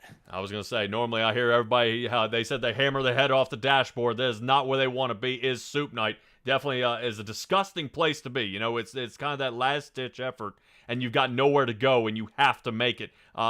You know, confidence level here, at least getting in and all four, heading in, you know, now into Thursday. How are you feeling now? I mean, this has got to be feeling awesome. I mean, yeah, it does feel awesome. I've got a pretty good starting spot in each division, so all I got to do is just be patient and just run my race and see what happens. all right, I don't want to poke a finger into a wound here, Randy, but Isaac Salas is pretty looking hot as of late here in the 358s. What soft spot have you found in his game where you might be able to come away with the win here in this charity event to overtake Isaac Salas in number 5? Man, I don't know. It's always tough to beat Isaac. I always find myself one spot behind him. So it's definitely gonna be a challenge for sure. But it's a big race, and we'll just have to see what happens. All right, man. There's always time, but I think your time has come. And right now, this the way this race went tonight, I think you're starting to get a full steam ahead. So, Randy, give me your shout-outs then, because your night is over. Yeah, for sure. Definitely want to thank my team, LGR Motorsports, Alex Bergeron at ABR Setup Shop, Coulter West at Redline Race Designs for always making my car look awesome, One Wish Foundation, Wraps and Stitches, KSB Builders, Finish Line Repair, Coast2Coast for putting on this awesome event, you, Patrick, at SimTracks Broadcasting for doing all that you do. You do an awesome job, and everybody for watching. All righty. Thank you there, Randy. Mr. Consistency. 9th place yesterday, but 2nd place tonight. Great job. Thanks, buddy. All right, man. Oh, man. And I think you finally caught up with that guy in winner's circle here. And awesome from Mark Gilbert in the number 76. John, take it away. Hey, Mark, this is John. You got a copy?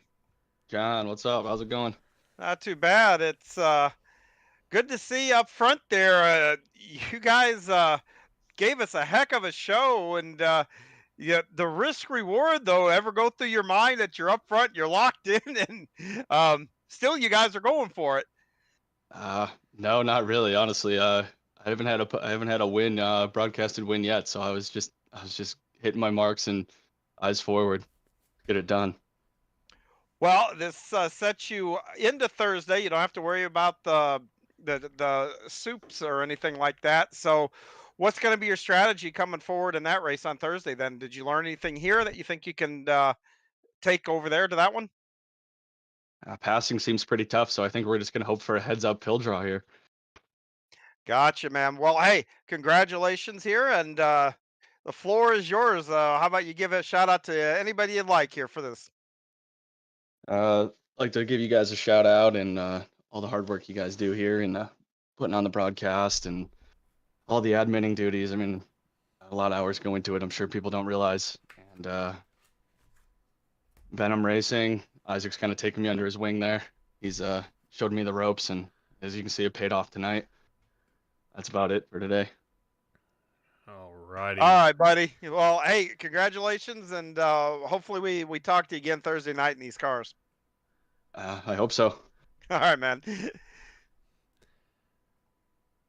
All right, and that's Mark Gilbert. I'm sure we'll see him for the 360 there run, John. He won here in the 358s, but was 22nd in the 360s last night. So he's got a lot more work to do, but we'll let him run away and get warmed up for that. Of course, everybody out there, you know what time it is. I got to send you guys the commercial, I know, but a little shout out from our sponsors is always good to have as we get ready for the 360 division. You thought the 305s were good. Let's try to put some more speed underneath the hood of those cars, and we'll be right back.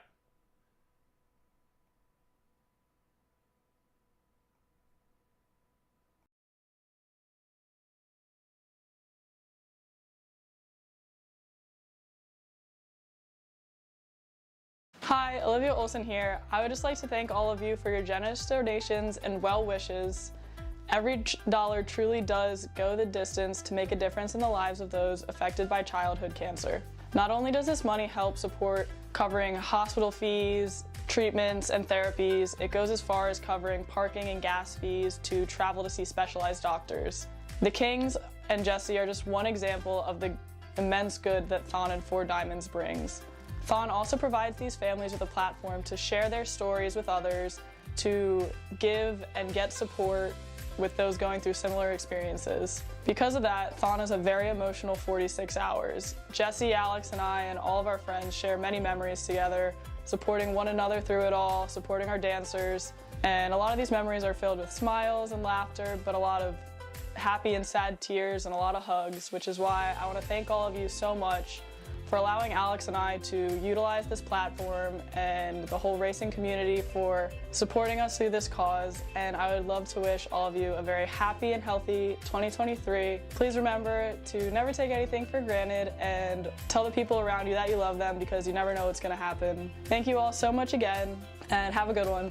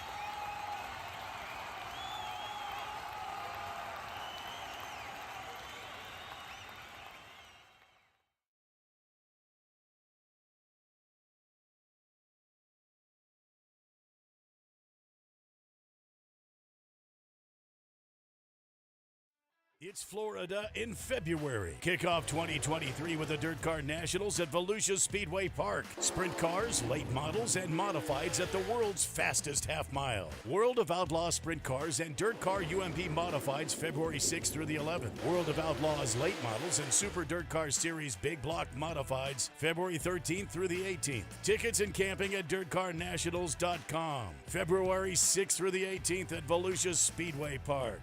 Be there.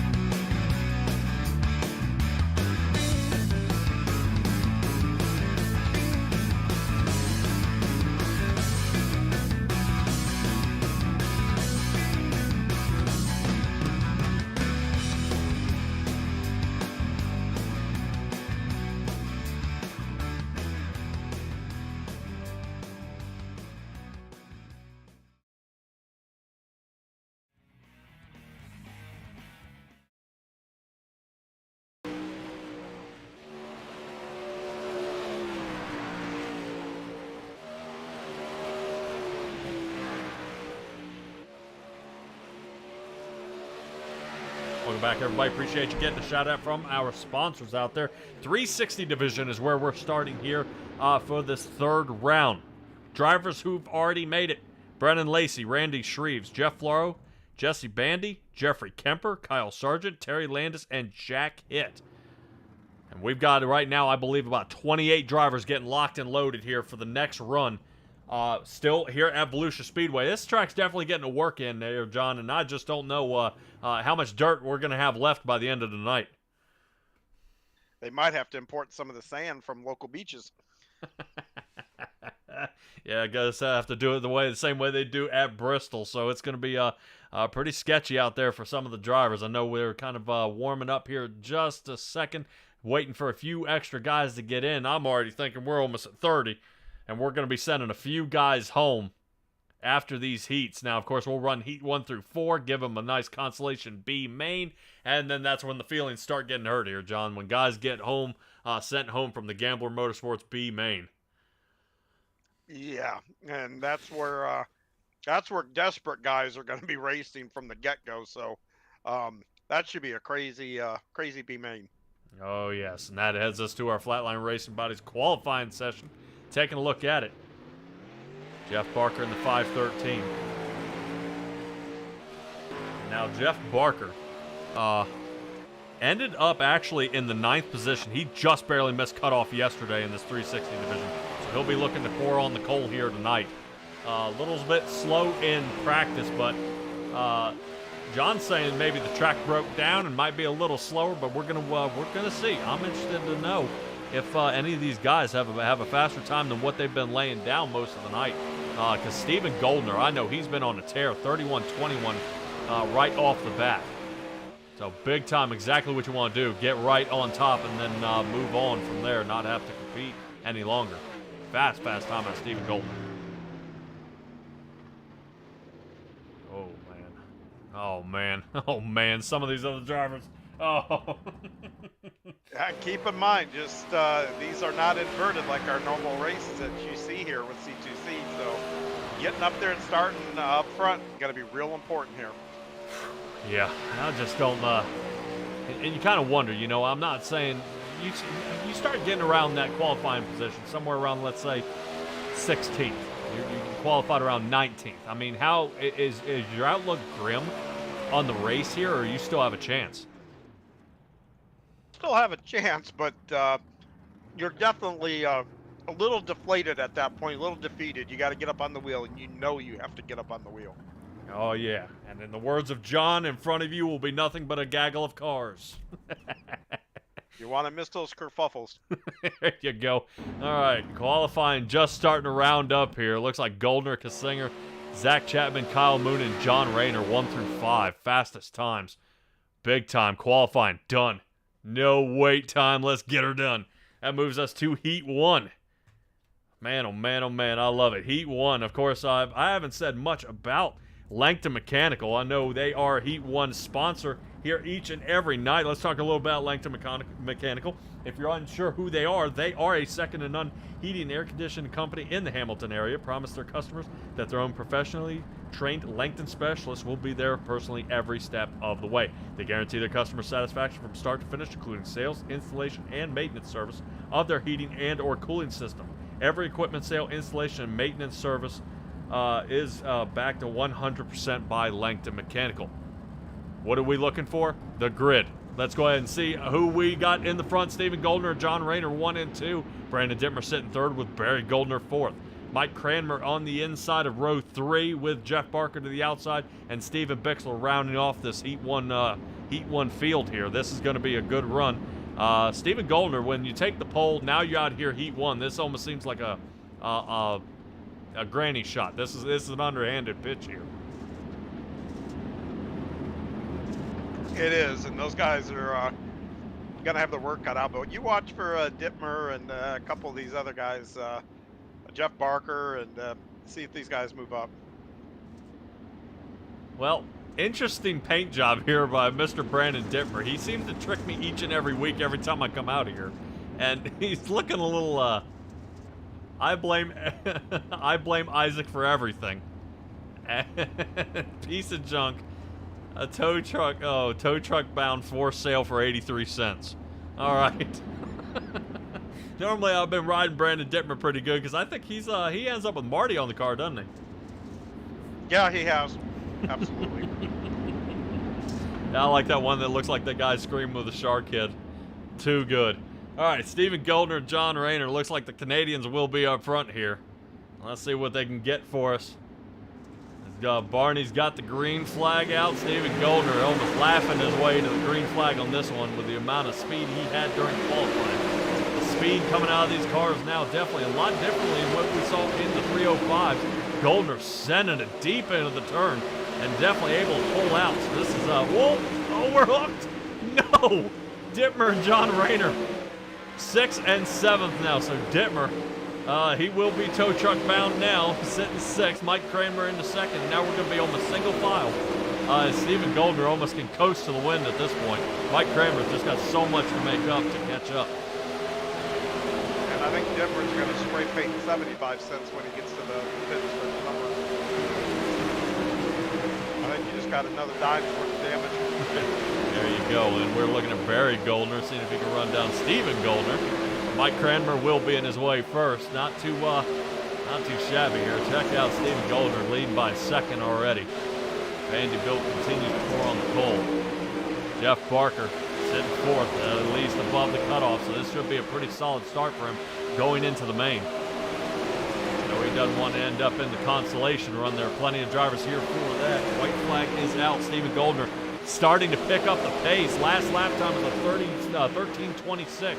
Faster 1 and 2, faster 3 and 4. Holy cow, Stephen Goldner started picking up the pace at the end.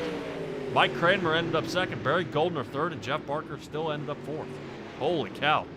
So Stephen Goldner, as soon as the track starts slicking up, he starts picking up the pace. Wow. All right, well, anybody watching out there or going into these following heats, take note. He's going to be on a tear. Let's move into our second heat. Colby Kassinger in the front. Jack Clevenger 2nd. 2nd row, Isaac Salas. Interesting to see him out here. Number 5 machine will be starting 3rd with Mark Gilbert, our last winner from last race, starting 4th. Greg Boydell 5th with Gary Taylor on the outside of row 3. And Creighton Degger there starting 7th. Boy, interesting field on this one. Jack Clevenger, Mark Gilbert. I mean, Mark Gilbert got him a win here tonight, so hopefully he's probably thinking his momentum will carry him on this one. And interesting to see, actually, I think Isaac Salas, yes, there he is. 19th position is where he placed yesterday, so he may have ended up in a late race wreck.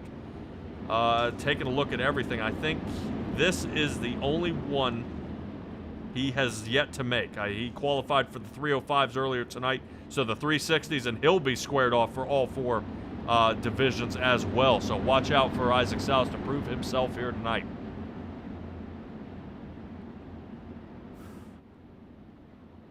All right, Steve King Foundation pace truck is off. Heat 2 brought to you by Venom Racing. Venom Racing sitting in 3rd, gonna see if he can push his way to the front. Away we go. Oh no, Mark Gilbert. Oh no. Alrighty, so he will be in the back. Still will make it, looks like consolation for him. Isaac Salas sitting 3rd. Battle for the lead as Jack Clevenger's trying to put the moves on him here. Interesting enough to see Jack Clevenger has got anything. Yes, 78 pulling away. Colby now might be under fire by Isaac. Isaac in the number 5, putting pressure on the 714. Not so close. I guess it just takes so much time being behind the wheel of these cars to know where the front of that wing is. Not bumping the rear tires of these open wheels. Guys can get sent into the stratosphere if they do it. Already halfway through. Jack Clevenger in the lead. Colby Kassinger still nailing some fast times. Greg Boydell as well. These guys are starting to pick up the pace. So obviously what I'm noticing here is these 360s like a slicker track. Run that cushion just a little bit and slide it the rest of the way around. Continuing on. White flag this time by. Colby Kassinger best one, turn 1 and 2, but Clevenger had a better 3 and 4. They are going to be at a stalemate here with the white flag out. Under fire, Colby is now in trouble. Isaac all over his rear bumper. Let's see if Isaac can send it around the outside. Yes, he's got it. Woo! Holy cow. 20 thousandths of a second and he gets him.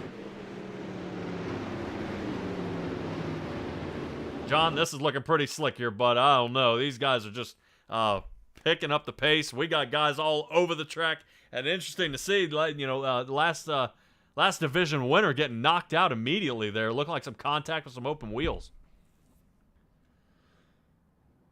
But that rotates us to Heat 3. Heat 3 brought to you by the Salty Dogs Racing Team. Oh, man, and you know, it's interesting. I think every time I bring up the Salty Dogs, I got Roger Craig out there. There he is. All right. Zach Chapman, Gambler Motorsports team member, sitting number 1 with Ross Cornta, sitting second. Bob DeGood sitting third, and on the outside, row 2 will be Donovan Ross. Row 3 will be starting with Bradley Wright. Next to him will be William Richardson starting 6th, and a salty dog out there, Roger Craig in the 747 starting 7th. So he's got 3 7s, maybe a little luck his way to get him above 4th position before he gets caught in a cutoff. Big time moves, here we go. Let's see what all we got here.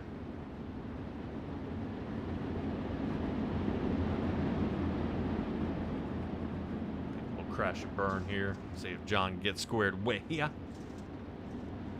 Session State, once again, we only have 6 laps for these guys to duke it out here. I know we talked to Zach Chapman. Yeah, my copy. He's squared with a little bit of him. Hey, John, there you are. I lost my tactics. Well, pick them back up. Lost. All right, well, definitely somebody who's not lost. Zach Chapman knows exactly where the accelerator pedal is. He gets on it, and away he goes. Trying to get some separation here, then let the 2 guys duel it out, Ross and Donovan. Definitely looking pretty interesting here. Devo running a little bit different paint scheme tonight. Running a black and lime green car here, William Richardson. He's up 2 positions, sitting 4th, so he's above cutoff here. Roger Craig still in tow, in chasing. Now, here we go. As the track slicks up, now we're starting to pick up the pace. Ross has a little bit, battle for the lead. Back and forth they go. Zach now has the lead again. Slider, no can do. Ross slides underneath and gets back under control. But Zach now up into the cushion and seeing if he can grab any kind of momentum to run him back down. But Ross looking way too fast out of that 0-10 car. 1 lap to go as we come to the white flag at the line. Zach Chapman might have something for him, but Donovan Ross may actually kind of take that away from him as well. Devo on the bottom where there's no cushion at all, riding that left front tire along the wall. So close. Oh, did he snag it? Oh, man, the shootout right at the end. It's showing here per my ticker that a 1,000th of a second on that squeak. So it showed me here that Zach Chapman got second. Regardless, those guys made it above 4th and they were able to squeak by. But that was definitely close on that one. Heat 4 coming up. You can't even blink your eyes that fast. Yeah, that was insanely fast. Heat 4 brought to you by Maurer Farm Management of Clarence, Iowa. Let's take a peek. What in the world is that? Kyle Moonen in the 1st position. Brad Waite 2nd. Brian Lawson on the inside of row 2 with TJ Martin on the outside. Connor Ross sitting 5th with Pat Boyce. Number 41 machine sitting 6th, and Jeff Floro. And I kind of hope Floro was able to take the wheel here. I think something might have happened to the 200 machine. I don't see him out there on the track. So Jeff Floro might be looking at soup night. Oof. So 6 cars out there on the track. I think Floro may have disconnected or didn't want nothing to do with it here tonight.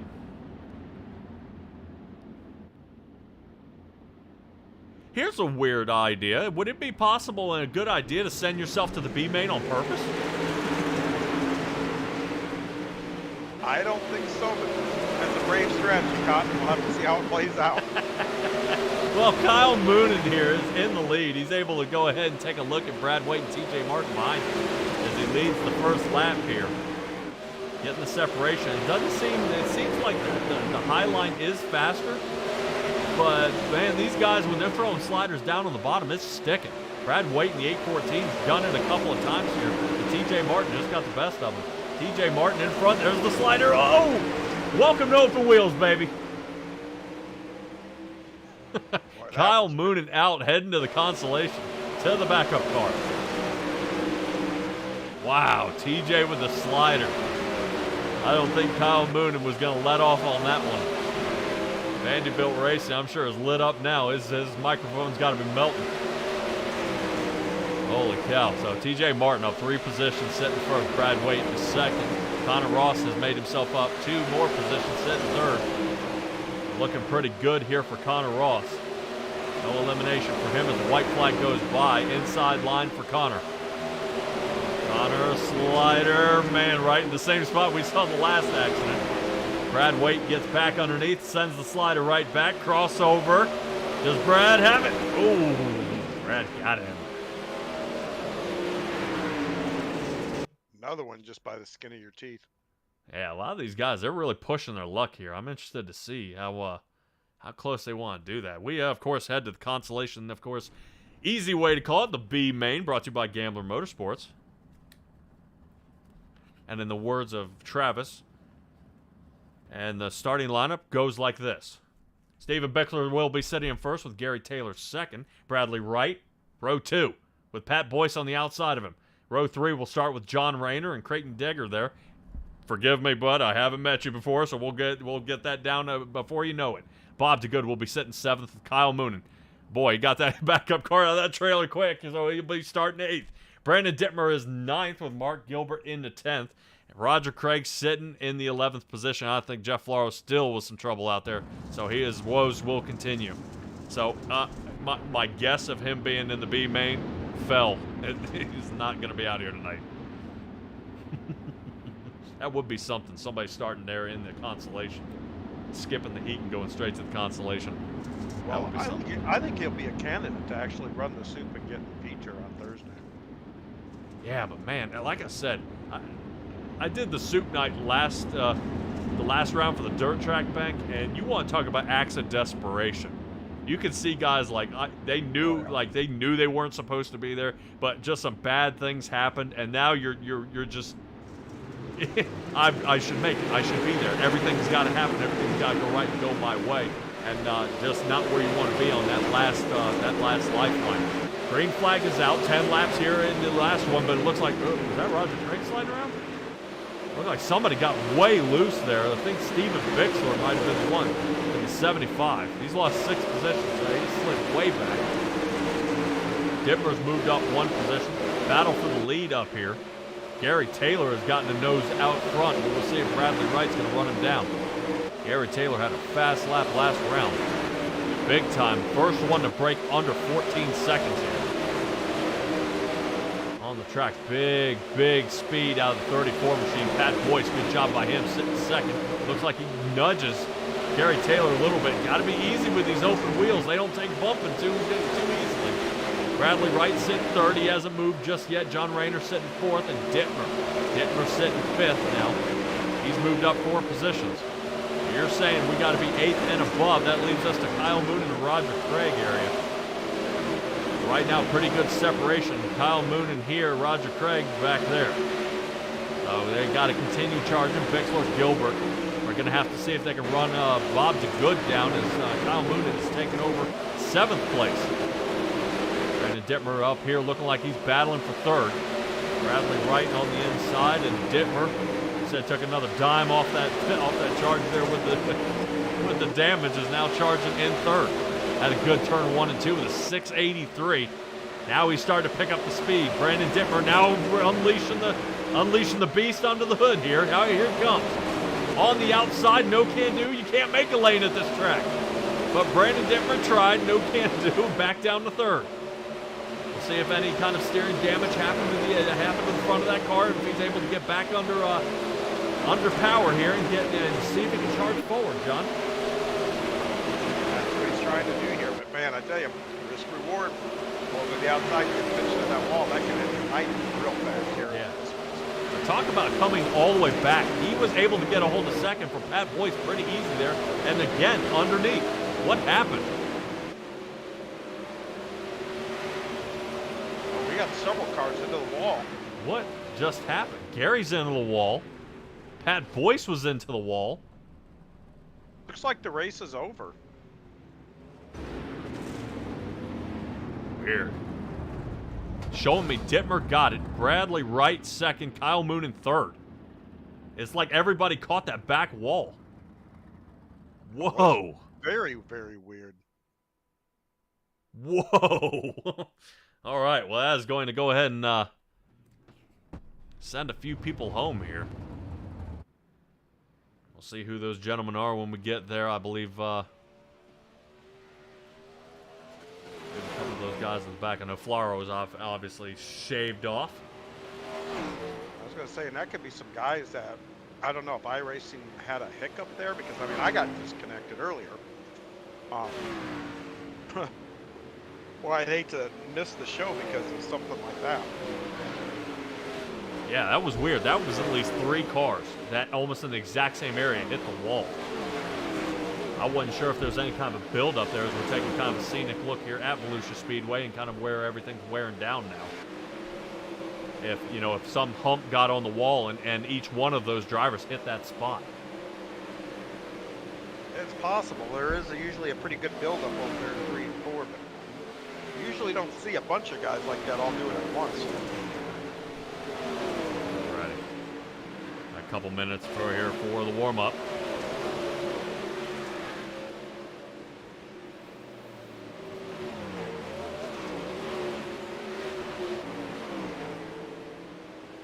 Looking for here for Valhalla.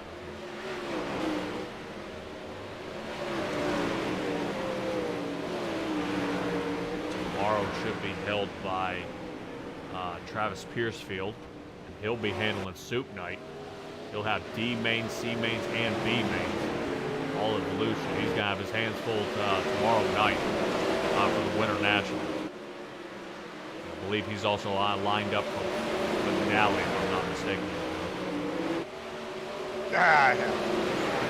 I probably should. This guy. Yeah, you know, I've been a little bit out of it. Yeah, I've been a little bit out of it this week. But this is kind of, I almost treat this like a vacation week for me. I don't have to do a whole lot with the review committee or much of anything else. I can just sit back and watch racing, and that's what I'm doing. But I do know that I will be in the booth with Travis, I think, both those nights. So, ooh. Yeah, all so right. I know I'll be there anyway. All righty. That's going to bring us to our feature here tonight. Let's go ahead and talk about that Super Dirt Car Series starting lineup. Steven Goldner, Jack Clevenger, first row. Boy, that's got to be a great place to start. Exactly where you want to be, looking back at the field, not up toward the field. Ross Corinta starting third with TJ Martin in the 4th position. Mike Kramer 5th, Isaac South 6th. Zach Chapman will be starting 7th with Connor Ross in 8th. 5th row, Barry Goldner, Colby Kessinger. Boy, and then you start getting nervous, start getting back this far. Donovan Ross will be starting 11th with Brad Waite in the 12th. That brings us to Jeff Barker and Greg Boydell in row 7. Row 8 will have William Richardson and Brian Lawson. Brandon Dittmer starting in 17th with Bradley Wright in the 18th. Oh, man, we get all the way back here. When you start getting in row 10, Kyle Moon and Creighton Degger here, that is looking pretty rough. When you got Bob DeGood starting in the 11th row with Roger Craig, Stephen Bixler starting 23rd with Gary Taylor in the 24th position. So a lot of guys, a lot of work to do. Once you start getting beyond some of those rows, starting really at that 5th row, you're looking at a tall hill to climb. Yeah, that's where you get a checklist again. The first checklist is the top 8. The second part of that checklist is, okay, get some cushion. Winning the race is actually, believe it or not, should be pretty far down that checklist. Yep. All right, making sure we're looking at, want to give a shout out there to Valhalla Mobile. It's donating 2 hours for 2 people on his rigs. He's also donating a free entry into his tournament this weekend that will pay up to $3,000. So keep him, take a look out there for Valhalla Mobile, and he's got some cool stuff going on. I think I've taken a peek at some of his rigs, and they're pretty wicked out there. I think I've done a little late research. I know I've bought a rig, and I think now it's too late to switch it up for a different style. Some of them get a little pricey out there, but definitely check them out. And I know he's, like they said, he's got some racing series tournament running up there. The tournament will be run out of Glenn Steyer's garage. Glenn owns the Oshwegan Speedway. Ooh, wow. Big names there. Stephen Goldner, Clevenger, green flag is out. away we go. We'll see how TJ Martin does. He is down to the 6th position now. Kind of marching back 2 positions. Can't blame him. Fast cars on the track. Look at Ross on the bottom. Ross, super speed there. He gets checked up. Caution. Oh, dude. Man, is that a way to start. You throw the gauntlet down pretty quick here. These boys are going to be throwing these cars around and see what happened here towards, I think, probably about the middle of the pack, I think. All right, yeah, let me know if you see anything. I'm showing something maybe in that Brian Lawson area, but I'm not 110% sure here. Oh, yep, there it is. Yep. Yeah, Brian Lawson in the 9 looks like it connects. I think that's with Steven Bixler. Yeah, that's one where tires just kind of got a little too close together, and doesn't look like there's going to be a whole lot of damage. Well, there's the problem. Yeah, he got capsized. Yep. Yeah. Oh, it's still breaking him. Yeah, when you get turtled, you gotta. And the thing is that about when that happens, I know some guys will try to gas it up and flip the car back over, but I'll be honest with you. As soon as you're over, you need to take the tow, because with a half-mile track like this, you can get out of the pits before you lose a lap. But if you waste time trying to flip yourself back over, forget about it. You'll lose a lap. Yeah, certain. Certainly. Come on, let's get her back live, baby. Let's go. Ah, you're gonna do it to me, aren't you? Ooh. Just a moment here.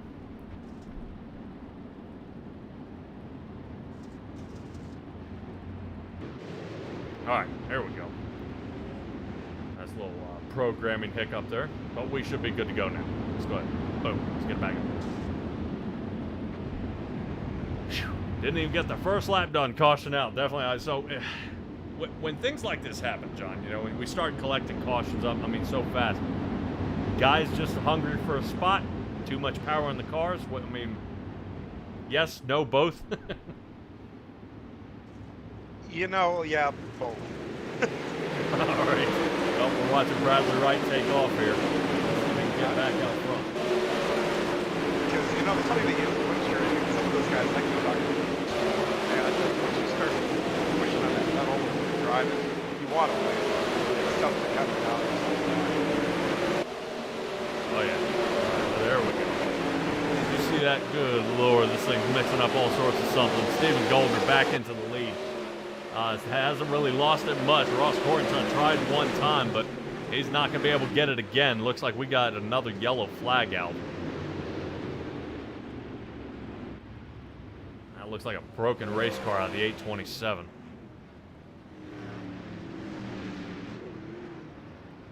See if we can figure out what happened.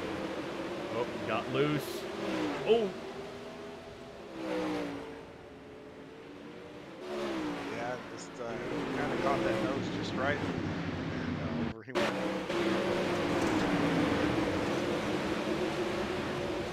You know, that's one of the things that's interesting about these races. You have a lot of guys that run different classes than what they normally do or what their bread and butter, you know, so to speak, is. And you get them out here, and with all these cars, the track is really, really slick. And all of a sudden, you know, the skill level to have to get around the track fast.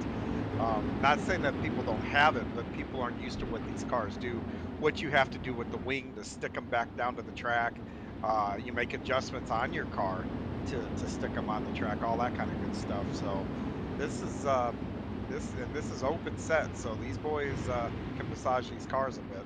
Ah, there's the key, the open set. So a lot of these guys may have a setup already built for this car and this track.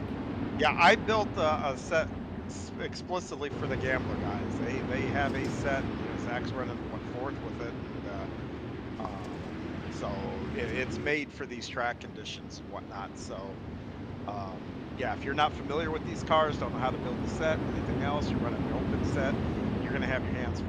I mean, there's no doubt about it. All right. We'll be able to get this underway here just a little bit. I know we have a setup shop out there as well, ABR setup shop. I believe we also have Swan setup. Should be some good setup shops out there as well. Ross will be starting next to Steven Goldner. We're going to get this underway by Goldner. Away he goes. Man, almost looked like he caught Ross off guard there. Good takeoff by Steven Goldner. definitely exactly what you want. Get that separation early. Let's rotate to the top half, back to that chopper view. It's been up in the air all night. I think Isaac Salas just got bent. Yeah, There he is. somebody- Oof. Oh, that's an ugly ride. Yeah, see how he's trying to flip himself over? He's got to just take the toe. There you go. All right, let's take a look. What happens to Isaac here? Ooh. Oh, just started to over rotate. Once he started to over rotate, he's scrubbing speed, and the 70 just turns him. It's not necessarily the guy behind him's fault. When you kick that back end out, you're slowing the car down. Oh, and then he gets tagged. I think that was Gary Taylor that came along and tagged him. Yeah, Mas gained the game. Yeah, see, he's right in the slick and not straight, and that's just scrubbing speed. And yeah, he's along for the ride at that point. 34. Oof.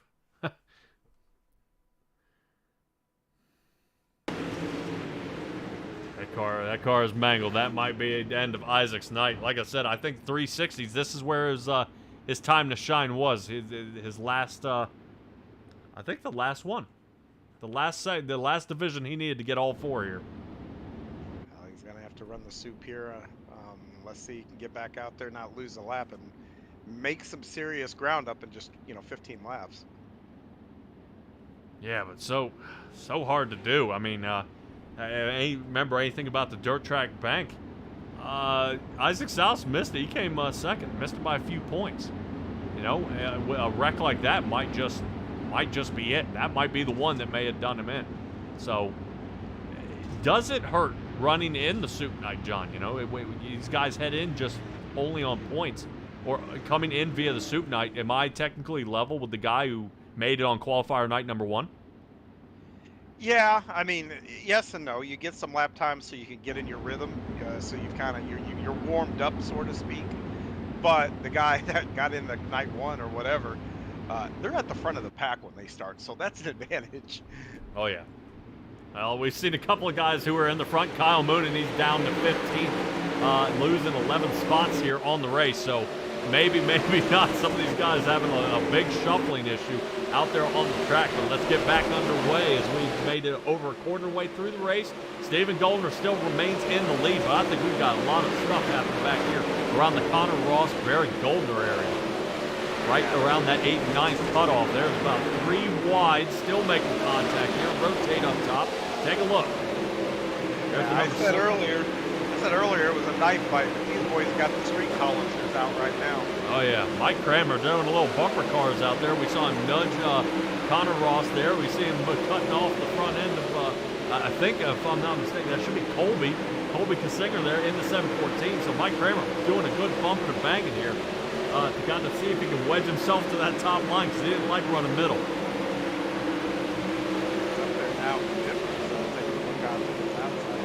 Yeah.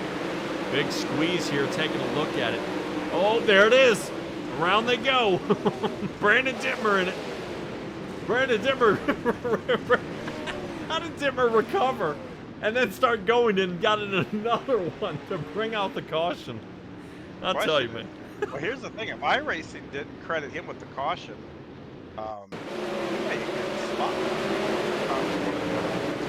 Denver got a little loose coming out of that corner and kind of moved down towards the 70, and the 70 was kind of moving up a little bit. But that's just, to me, that right there was just a racing deal. But yeah, you see the car, I think that's Barry Goldner going upside down. If that's who got charged the caution, even though that Dittmer spun around and got ping-ponged around a little bit there, he may get his spot back. Holy cow. Well, what has me is there's even cars heading down the track without wings on. So something happened here. I mean, it got to the point they started obliterating each other. Here's the contact here. Yeah, iRacing's damage model is a little sensitive for these things, so the slightest amount of contact is going to knock the wing off. And then it puts it back on. Well, that's where all the guys say, see, it is a video game, and the other guys are saying, no, it's a sim. That's where the stuff like that's what, enhances those arguments. Oh, man. Some broken, some not. Pit road for some, but not for all. Let's see. Bradley Wright, Mike Cranmer, Brandon Dittmer, Barry Goldner, and Brad Waite is still down pit road. The other guys have emerged from pit road. Some of them, Brian Lawson came down about lap 9. So some of these guys having to go ahead and get that repair. And fix these race cars back up, but now your final lifeline is over. If I'm not mistaken, we should be single file this next restart. Steven Goldner's got to be happy about that because his restart intelligence on this, in these cars, he is getting almost 4 to 5 car lengths off. As soon as that pace car drops off the track, he gets the jump. Boom, gone. So he, definitely gets that early quarter of a second lead. Not as good on that one. As Ross had definitely started peeking in on the inside here, John. Moving on in. That bright red car can't miss him of Ross up 5 positions and looking for that final spot, but he can't because what comes before red? Yellow. And that's what we're back under. It shows here that Mike Cranmer might be in another one here. Take a look at it. Oh, does Dittmer send it? Oh, no, there's somebody up on the wall. 827. Yeah, Creighton. He didn't get his wing put back on either, so, never mind. There you go. Spoke too soon. I was going to say, hold on just a second. We'll reattach that. Looks like Rick and Morty reattached themselves back to the car. That was a big hit there that Cranmer backed into there. Alrighty. Talk to me about incident limit here. Watch Cranmer. He almost trying to flip around. That was the leader of the race. Oh, I was just about to say. I said, holy crap, that was Steven Goldner. Yeah, you've got to have. I mean, people have heard me say this before. That's the one thing I have little patience for because you can put your relative up. You know people are coming. You got to hold the brake. I mean, you just have to. You're not going to lose a lap because the laps don't count. Just pay attention and hold the brake there. And I mean, sometimes that's easier said than done because you just get into wreck. Your mind's racing a million miles. Do I have damage? Do I need to pit? All these things are going through your mind. And I mean, like I said, it is a lot easier said than done. But man, you've got to hold that brake. Yeah, big time. And it's just, I think sometimes it just takes, amount of time out there on the track and time behind the wheel to kind of get that underway. But if Steven Goldner wins this one, we got to make sure we ask him, how many times was he trying to swallow his stomach back down, coming around that turn and seeing a car coming toward him and not stopped. Steven Goldner, here we go again. Let's see if we can get it to the end without another caution. Steven Goldner running out of cushion at the top if we keep this up. Seeing if he can hold just in front of Ross. A little more there. TJ Martin sitting 6th. He's up 10 positions. Connor Ross, biggest move of the race, up 16, 17 now. And now we're under caution. Oh, no. Oh, no. I think Creighton's in it again. Showing him down pit. Yeah, well, he probably took his fast repair on that last one, so I'm going to have to assume he's... Right there. Yeah, he came out of pit and he's turned. Whoa. Oh, yeah, and there's the leaders again. Woo! Usually I say it's pretty safe being out front, but these boys are proving me wrong tonight. Not tonight. Ross is the one almost under fire on that one. I want to... Oh, man. Yeah, you don't want to have Code Brown moments like that when you're up front. Yeah, I got to know. Where's Ross? Where's Ross? I got it. There you go. I'm way ahead of you, man. I got to know. Car spun around. Yeah. And it was kind of hidden there behind the pace car and everything else as he's coming into that corner, so he didn't see it. And then when you see it, you got to make sure you've got enough room to move up the track because if somebody's sitting in the middle of the track, the only thing you're going to do is be a wreck on a wreck. Yep. That's why I call those Code Brown moments because you need a new fire suit after those. Alrighty, John. Talk to me about incident points here. Can these guys play bumper cars, or is there eventually is there a point just for the viewers out there that something happens here? Does it iRacing kick them out at anything if something happens too many times? Yeah, the incident points are in effect. want to say it's 16. Okay. So. Well, contact with another car starts at 4. So. Yep. So Yep. you can't be bumping and banging too much. No, and the thing is, one faster pair, you usually hit that faster pair before you get DQ. So, usually. Yeah. Fortunately, iRacing doesn't get you for compound wrecks. You know, you slide up one, you hit one person, and then it just goes, 8, 12, 16. See you later. I'm like, I was on the break. I just wanted to stop. And I got to give a shout out to my teammates. They're running 4th and 5th with those gambler cars, so nice run for those guys.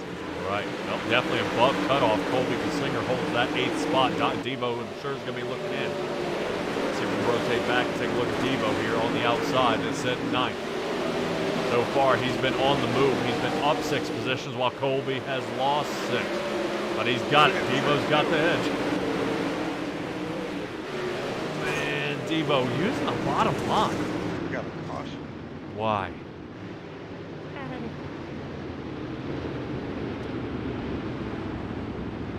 All right. Says back on lap 14, something happened with Bradley White. Oh. That looks like the good rolled down in the turn. I wouldn't bet that has a look at Bradley thought Bob was probably going to stay in the middle line there, and Bob was going to the bottom, and that's what we call miscommunication a little bit, even though they're not talking to each other. That just really has a look at that. Oh, and he turned down quick too, so I mean there was really nothing that He could have done. No. Yeah, that was it. He was I'm aiming for the turn, and then he's there. Yeah, and I say he did. Bradley did exactly what he's supposed to do. He hit him. I mean, that's all you can do in that point. So, but hey, you know what? It was getting pretty dicey here for that transfer spot. We're gonna pack them up again and turn them loose again here. And I gotta draw attention to Moonen and Donovan Ross. Those are 2 guys that are usually lightning fast in these cars, and they're on the outside looking in. Kyle Moonen there is a many-time Renegades champ. So, yeah, he's considered one of the best we have in sprint cars, and I would say if he doesn't make it, this is an upset that he's not in there. Yeah, sitting right now 11th position. Kyle Mooney's got a lot of work to do, but he'll be starting behind Devo.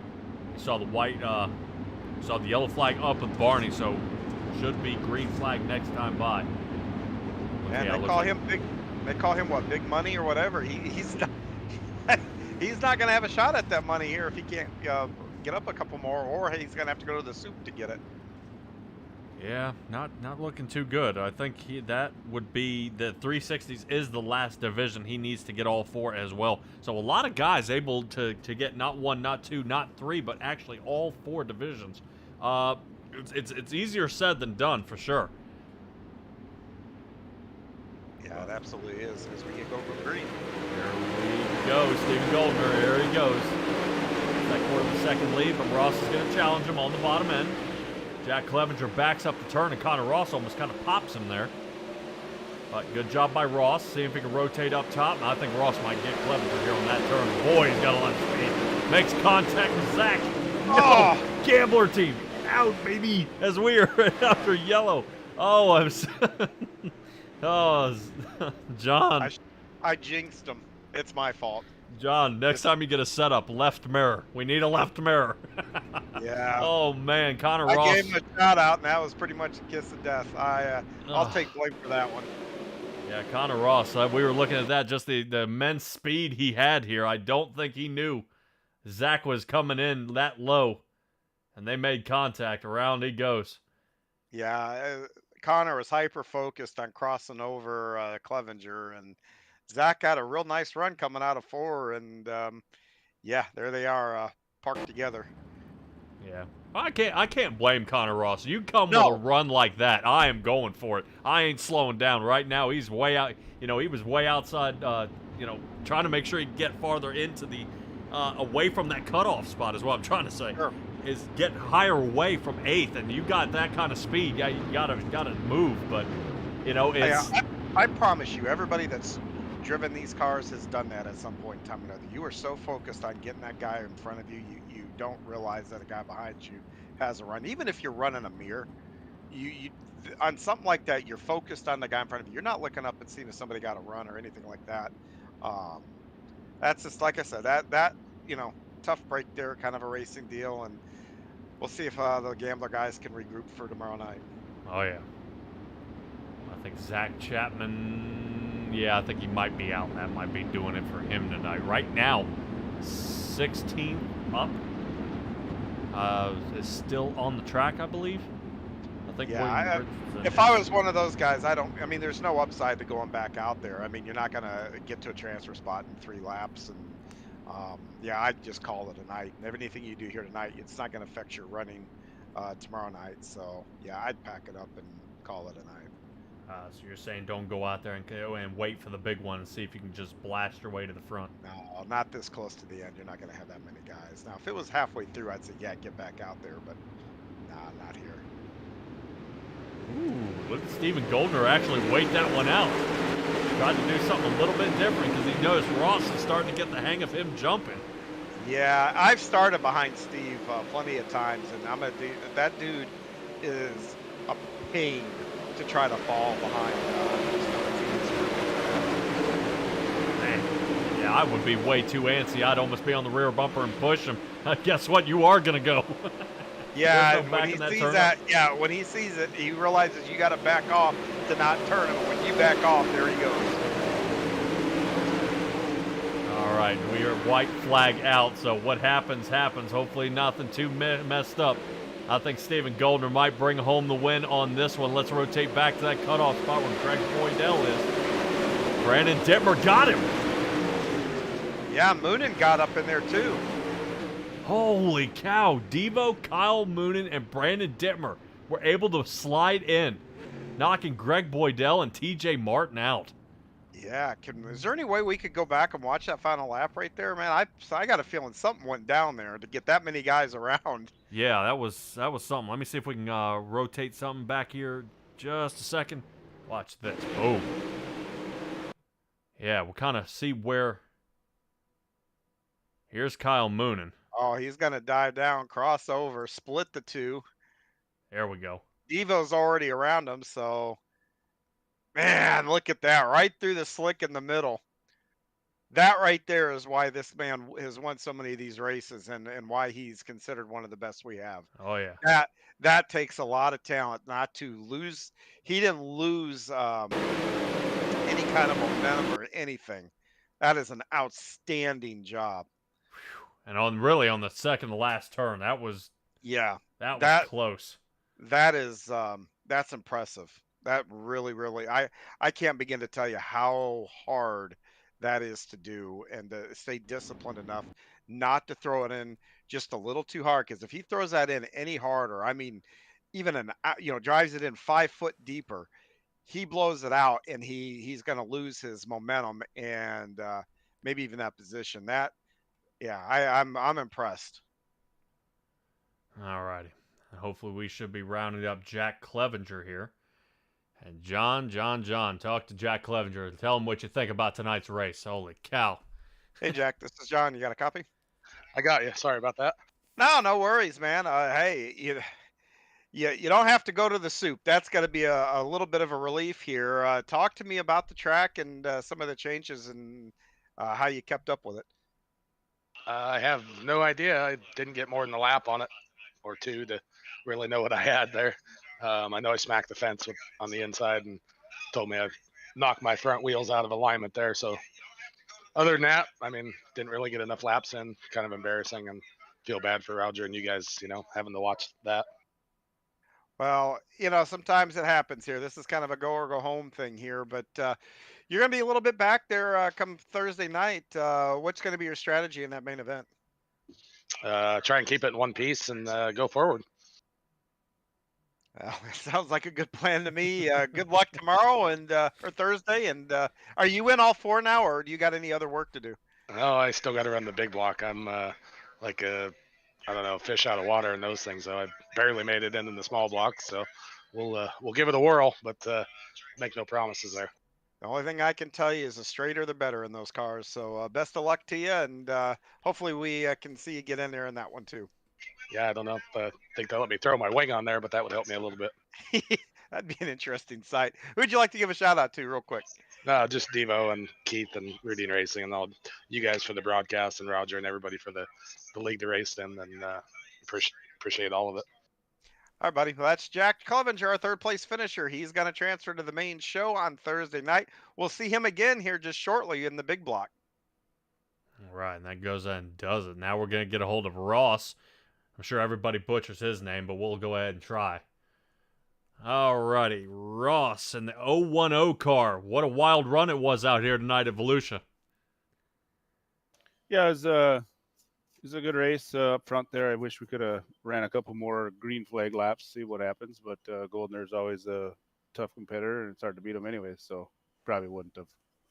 Yeah, I would probably say you were in good company. I think everybody was kind of thinking the same thing. Some more green flag laps.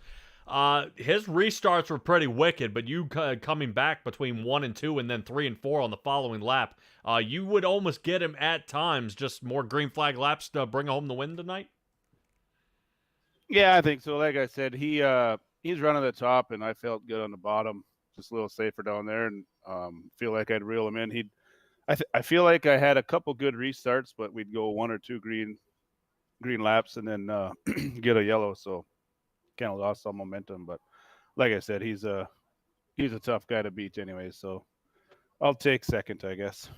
Yeah, definitely. It's going to be tough. I know back and forth here all night. You did start, back in the 7th position, right above cutoff, but second place you land here tonight. Awesome job here so far. I think you're going to be heading to the big blocks. How's this kind of weigh against those, between the 360s and the big block coming up? Yeah, I don't know. I'm terrible in those things, so I'm contemplating whether I'm going to run. I probably will, but we'll see what happens. Always give it a try. Go and give me your shout-outs, and let's get you well warmed up for those. Yeah, I'd like to thank the guys over at Phantom Motorsports, Bandybuilt Race Cars, sponsors Velocity Race Design, Weichel Sportswear, Power Outdoors, you guys for putting on the show, and everybody that behind this event. It's obviously for a good cause, and glad that they do it. Alrighty, man. We'll see you in the next round. Ross, Corinta, right? Yep. Corinta. All right. I've been trying to make sure I'm saying it right. And the 010 car. Great job tonight for a second place finish. Thank you. Alrighty, Ross. There he is. That moves us to Steven Goldner, race winner. Done it before. Let's go ahead and have a chat there with Steven Goldner, who was probably happy with the cautions, but because your restarts were just about flawless. Yeah, I mean, I don't think we needed that many, but 1 or 2 was okay. That was quite a few cautions. It definitely made my job a little bit harder, but we had good restarts for the most part, and that definitely helped us win that race. I would say, I think I've talked to you multiple times here, Steven, and I think not just in the dirt, in the asphalt too. I've seen you win when the cautions just keep coming and your restarts get you the win. I think, people are really going to start having to study on what that 30 car does each and every week with your restart capabilities. Well, I hope they don't study too hard, because they'll be having to find some new tricks to do every week. Well, definitely, I'd like to see what you can do wide open under green flag, man. Definitely awesome job here. This gets you out of soup night, and you got to be feeling pretty good about that. Yeah, that's good. I was kind of busy there tomorrow, so I wasn't really going to be able to run. But we locked in all 4 now, so I'm pretty happy for this. Look at you getting ahead of me. I was going to say, yesterday you won the 305s. You came 7th place in the 358s. Oh, man. And then now you win this one here in the 360s, and no issue in the big block modifieds, man. It's going to be awesome for you. 5th place on that. Dude, give me your shout-outs here, because that is the end of your night. Yeah, I got to thank all the guys at Bandybuilt. A lot of guys in the Discord helping out, and, a lot of good laughs. WegmanBrothersBottle.com, Ross Kernat, Velocity Race Design. Glad we could get him to run second tonight. He definitely had a fast car, too. Fits Perfect Photography, Moon and Racing Engines, you guys for the broadcast, Roger and everyone for the league. Alrighty, I know I'm gonna poke this out there and see right before I let you go. What is the chance Big Money helping push you to a win here in the next round? In in the finals this year? I'm hoping we can get something done. Volusia's not really a good track for me.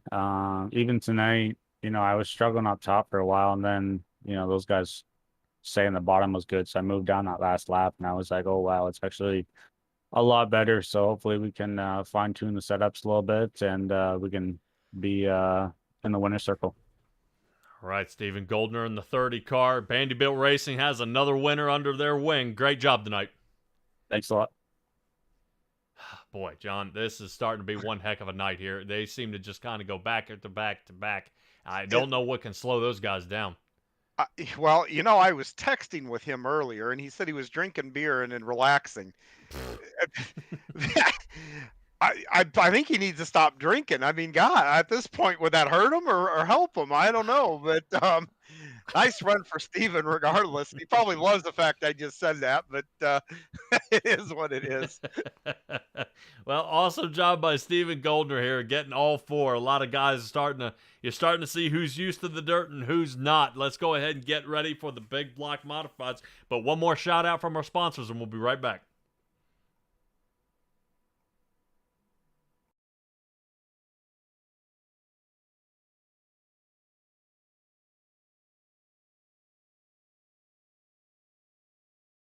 Hi, Olivia Olson here. I would just like to thank all of you for your generous donations and well wishes. Every dollar truly does go the distance to make a difference in the lives of those affected by childhood cancer. Not only does this money help support covering hospital fees, treatments, and therapies, it goes as far as covering parking and gas fees to travel to see specialized doctors. The Kings and Jesse are just one example of the immense good that Thon and Four Diamonds brings. Thon also provides these families with a platform to share their stories with others, to give and get support with those going through similar experiences. Because of that, Thon is a very emotional 46 hours. Jesse, Alex, and I and all of our friends share many memories together, supporting one another through it all, supporting our dancers. And a lot of these memories are filled with smiles and laughter, but a lot of happy and sad tears and a lot of hugs, which is why I want to thank all of you so much for allowing Alex and I to utilize this platform, and the whole racing community for supporting us through this cause. And I would love to wish all of you a very happy and healthy 2023. Please remember to never take anything for granted and tell the people around you that you love them, because you never know what's going to happen. Thank you all so much again, and have a good one.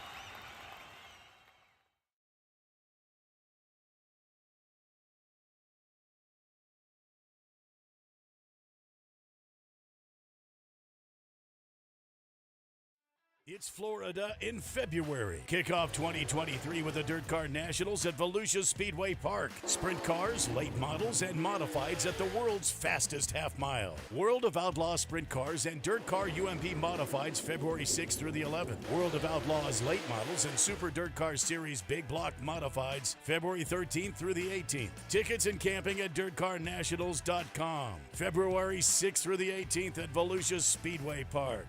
Be there.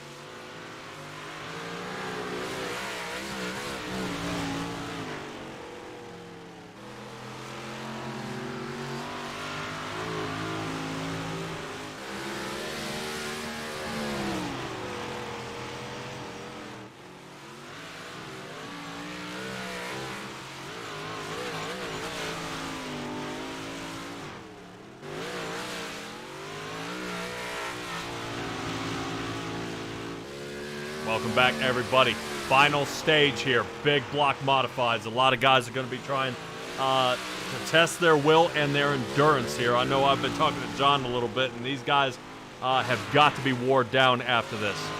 Already winners of the big block modifieds. Dean Reynolds, Isaac Salas, no surprise there. Joseph Grandy and Randy Shreve, still no surprise. Stephen Goldner, Brennan Lacey, Brandon Templeton, and Kyle Moonen. Right now, those are probably got to be the fastest 8 drivers for the big block modifieds that I can probably count on 2 hands here. But we're going to go ahead and crown 8 more here as we come into the end of qualifier night number 2. This should be a pretty good one to chalk up and get underway. But, man, I think some of these guys are just kind of taking it easy right now, taking a few extra practice, because if there is a car that's hard to handle, it's going to be these big blocks here, John. It is, and looking here at this entry list, this is actually the smallest entry list we've had of the night. So that might take a little stress off. I mean, you still gonna have to finish in the top 8. We have obviously a lot more than 8 cars here, but your path to getting one of those 8 spots, I think, is a little easier than what the other races have been. Yeah, no kidding, and definitely you don't want to be, smashing, bumping, and banging, beating in the guys the whole time. So hopefully they'll be able to get some room out there. I was going to be nervous. We're going to have, 24 more guys out here really hammering each other's doors in to get to the very end, because I will say I've taken a little bit of a spin in these big block modifieds. I couldn't make 3 laps without it trying to loop around. So now these guys trying to do just under 100 miles an hour side by side at the very end of the night is really going to be a test of these guys' driving skill out here on the Volusia dirt. Yeah, and actually they get up to about 110 down these straightaways. So, we're in the qualifying here, and yeah, you're talking about, you gave in and you came in and you gave these things a whirl once. I'm looking at this entry list, and there's some guys that I don't see drive these cars hardly at all. So they're going to be in that same boat you were in, trying to figure this car out and race it at the same time, and that can be awful difficult to do. Yeah, absolutely. And Zach, we're taking a look here at Zach Chapman. We saw how he got mixed up in the last 360 run. So soup night for him there, but he is definitely not looking for soup night in the big block modified. 3rd place qualifying spot. Excellent job there by Zach Chapman. He did nail 10th on night 1, so just outside the cutoff for him in the mystery machine. Let's rotate looking at Barry Goldner. Barry Goldner, he tried back yesterday. 20th position for him, starting 12th here in qualifying. So some of these guys, all right, we're starting to wise up, try to figure out, how to make this a little faster. And if I'm not mistaken here, John, these big block modified division, this is an open setup on this one, is it not? That's correct. So these guys can massage a little bit on these cars, set their gearing, and that can make a difference. I mean, if you even for you, let's say you go in and you're running 16.7s, you want to make a small change, you can go from the 16.7s to the 16.9s just on a minimal change. So that that does add a wrinkle here. And Heat Race 1 is getting lined up. Oh yeah, Brian Lawson and Dittmer definitely were able to massage out any kinks there as they came out on top in the qualifying. So let's take a look at that grid. Lawson and Ross starting in the front row. Jeffrey Kemper and Colby Kassinger. He's been here all night. I know he's looking to see if he can get himself into another run here at the end. Barry Goldner sitting 5th on the inside of row 3 with Jack Clevenger, and William Richardson, I don't believe, was able to take the wheel. I think William Richardson missed Q, so he'll either try the consolation or he's out of here. Yeah, and as someone who's watching teammates again, 2nd and 3rd after what I just witnessed, boy, I hope Connor and Kemper play nice here. Well, them rolling around out there in Young Gun Creations paint schemes out there. Definitely, I'm sure Aiden Young would not like to see his cars all bent up, but he's happy to paint anybody's car. Check out Young Gun Creations out there, guys. Find them out there on Facebook. Brian Lawson, off he goes, starting Heat 1. Heat 1, of course, brought to you by none other than Langton Mechanical. Here we go. Kemper up 1 position. Singer up 1 position. Connor Ross ended up kind of in a really bad spot here. Yeah, he went high in 1 and 2, and it just opened the door on the bottom for those other 2 guys to get around him. Yeah, interesting to see how Kemper is going so much lower on the turns. He almost got that touch of that left front tire on the inside. And you figure as worn out as this track is, you see they've scuffed it up just a little bit for these guys to race. Oh, Connor's into the wall. Yep, Yeah. Say it. Oh. I think we have enough. He should make it to the final. I don't think there will be a consolation race. No, I don't think so either. At the end of this one. So that will move up all of our drivers from 2nd to 5th, at least up 1, that being Kemper, Kissinger, Goldner, and Jack Clevenger. That moved up 1 position. Connor Ross, I think he's taking that one to 5th. And Brian Lawson almost putting this thing in cruise control here when we come up with 2 to go. Yeah, I think so too. Jeff Kemper, they're holding down 2nd. And these top 3 guys, Colby Kessinger there is holding down 3rd. And, you know, a decent starting spot for the feature. So for at least the top 2 guys, you got white flag to go here. White flag, 1 to go here. Yeah, we're riding with Colby. We're riding with Colby now behind Jeffrey Kemper, and you can just see no room for error here. Definitely trying to make sure he's keeping the car a lot straighter than I tried. You know, some of these guys throw it in there, but Kemper may have his work cut out for him when these guys meet up again later on tonight. Because Kissinger's looking faster than 714. Yeah, he was looking pretty good there, keeping that car straight. And that's what you got to do in these cars. You hang these cars out even a little bit, it slows them down. Heat 2, Venom Racing. We talked about him before. You'll keep an eye out for him, all ages and all parts of the U.S. You'll see some of them. Isaac Sauce, Brian Lawson, Kevin Davis, Mark Gilbert, Malachi Smith, and Charlie Weaver. And don't forget Gary Sigelkow to name a few. So they are a proud sponsor of the 358 Modified Division. I know the 358s run the same time that the big blocks do, Thursday Night Thunder, but let's go ahead and stick to tonight. The qualifier night number 2, starting Heat 2 of the final division here, starting with Brandon Dittmer in the front and Samuel Bachman. Will be starting in the front row. Mark Gilbert won himself a division already here tonight, starting 3rd. Greg Boydell in the 4th. Terry Landis 5th. And rounding out the very final of the field, Venom Racing will have Gary Sigelkow sitting in 6th.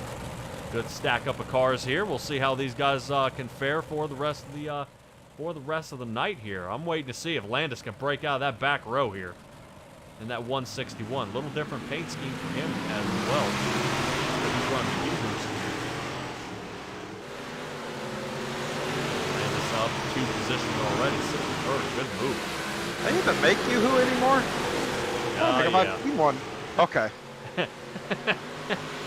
I was gonna say Yoo-Hoo, as my mom would say, it's Hershey's syrup with water. Mix it up, and there you go. There's no milk involved. Gary Sigelkow reeling the end of the field here. I think he might have spun out. Oh, Gary knew. Gary's gonna have to try again later in the feature. Dittmer running away with this one here. Taking a look at Mark Gilbert behind him.